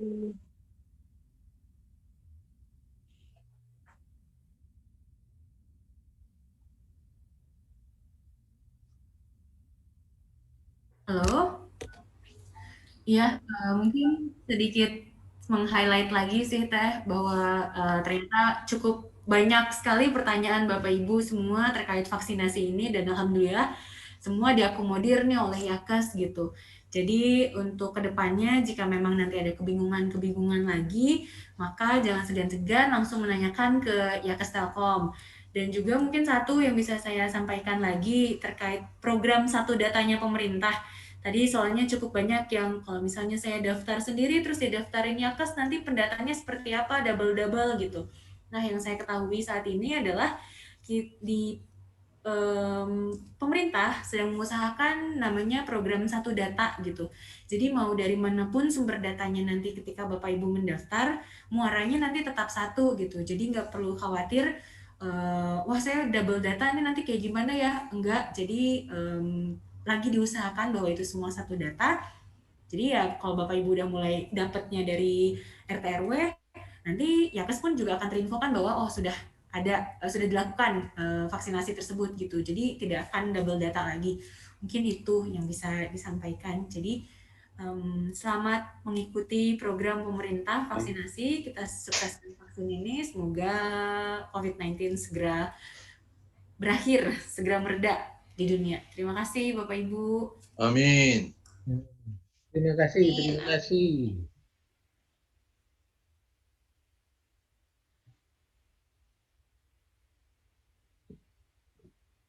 Ya, makasih Bu Yanti. Assalamualaikum warahmatullahi wabarakatuh. Warahmatullahi wabarakatuh. Gimana Bapak-Bapak dan Ibu-Ibu, sudah puaskah? Alhamdulillah puas. Alhamdulillah, matur nuwun. Sudah nggak ada unek-unek lagi Pak ya? Keraguan hilang. Nah, tapi kita juga masih terbuka lebar Pak, kalau memang masih ada hal yang perlu masih was-was Pak. dikonfirmasi masih sabar menunggu kepada Bu Ami tadi, itu kita pun juga masih siap untuk melayani Bapak-Bapak dan Ibu semua. Mungkin dari kami, pertama saya ucapkan terima kasih pada Bapak-Bapak dan Ibu-Ibu semuanya yang telah mengikuti acara kami, yaitu dari awal sampai akhir, sampai tuntas, bahwa vaksin itu adalah merupakan program pemerintah. Mari kita sukseskan program pemerintah tersebut. Tadi seperti yang disampaikan Bu Ami, yaitu bahwa sebelum divaksin, siapkan mental dulu. Itu yang pertama. Untuk yang berikutnya, sesudah divaksin, itu juga tolong saya ingatkan lagi, untuk tetap menjaga protokol kesehatan. Tetap melakukan 5M, yaitu mencuci tangan, memakai masker, menjaga jarak, hindari kerumunan, hindari bepergian. Itu tetap harus kita lakukan, walaupun sudah divaksin. Jangan sampai nanti, saya sudah divaksin, bebas saya, mau kemana aja, nggak usah pakai masker, nggak usah menghindari kerumunan, nggak usah jaga jarak, itu enggak. Walaupun Bapak-Bapak dan Ibu-Ibu sudah divaksin, tetap harus menjaga protokol kesehatan. Karena vaksin ini hanya sekitar 50-60% untuk pencegahannya. Masih ada celah-celah kalau kita tidak melakukan protokol kesehatan. Dan yang terakhir juga, saya ucapkan juga kepada narasumber, kepada Mbak Ami, kepada Dr. Sinta, dan teman-teman dari pembinaan, saya ucapkan terima kasih atas penyelenggaraan ini. Semoga bermanfaat bagi Bapak-Bapak dan Ibu-Ibu semuanya. Amin. Dan juga semoga Bapak dan Ibu semuanya tetap sehat dalam lindungan Allah SWT dan terhindar dari COVID-19 ini. Amin. Mungkin itu yang bisa kami sampaikan. Sekali lagi, saya tutup dengan Alhamdulillahirabbil alamin, dan silakan Bu Yanti meneruskan.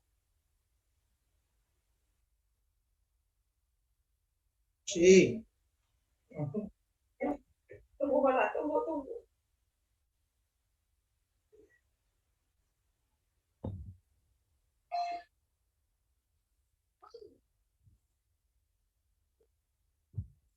Aduh, sini.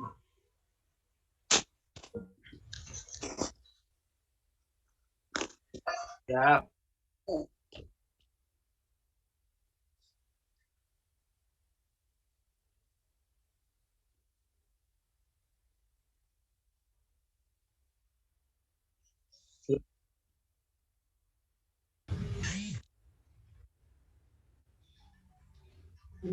Ganda.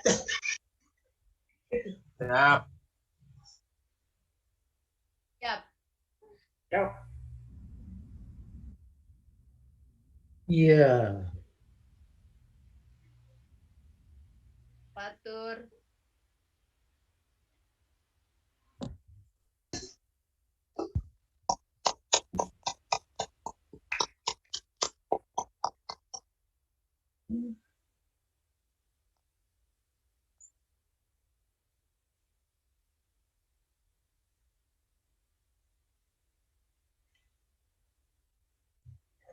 Amin. Amin.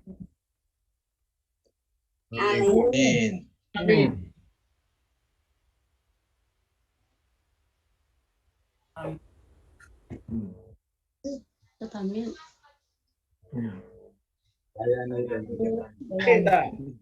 Terima kasih. Waalaikumsalam warahmatullahi Terima kasih. Terima kasih. Waalaikumsalam warahmatullahi wabarakatuh. Ya, terima kasih juga Bapak Ibu sudah hadir ya. Sehat semua. Bu Yanti, terima kasih banyak. Terima kasih. Kunci. Terima kasih. Ya, makasih. Terima kasih. Good grammar and spelling are important, but if you want to write essays that inspire Salam. messages. Halo Pak Paimin, sehat? Terima kasih semuanya. Terima kasih buat Yakes. Tadi foto bersama betul. Masak. Masuk tadi.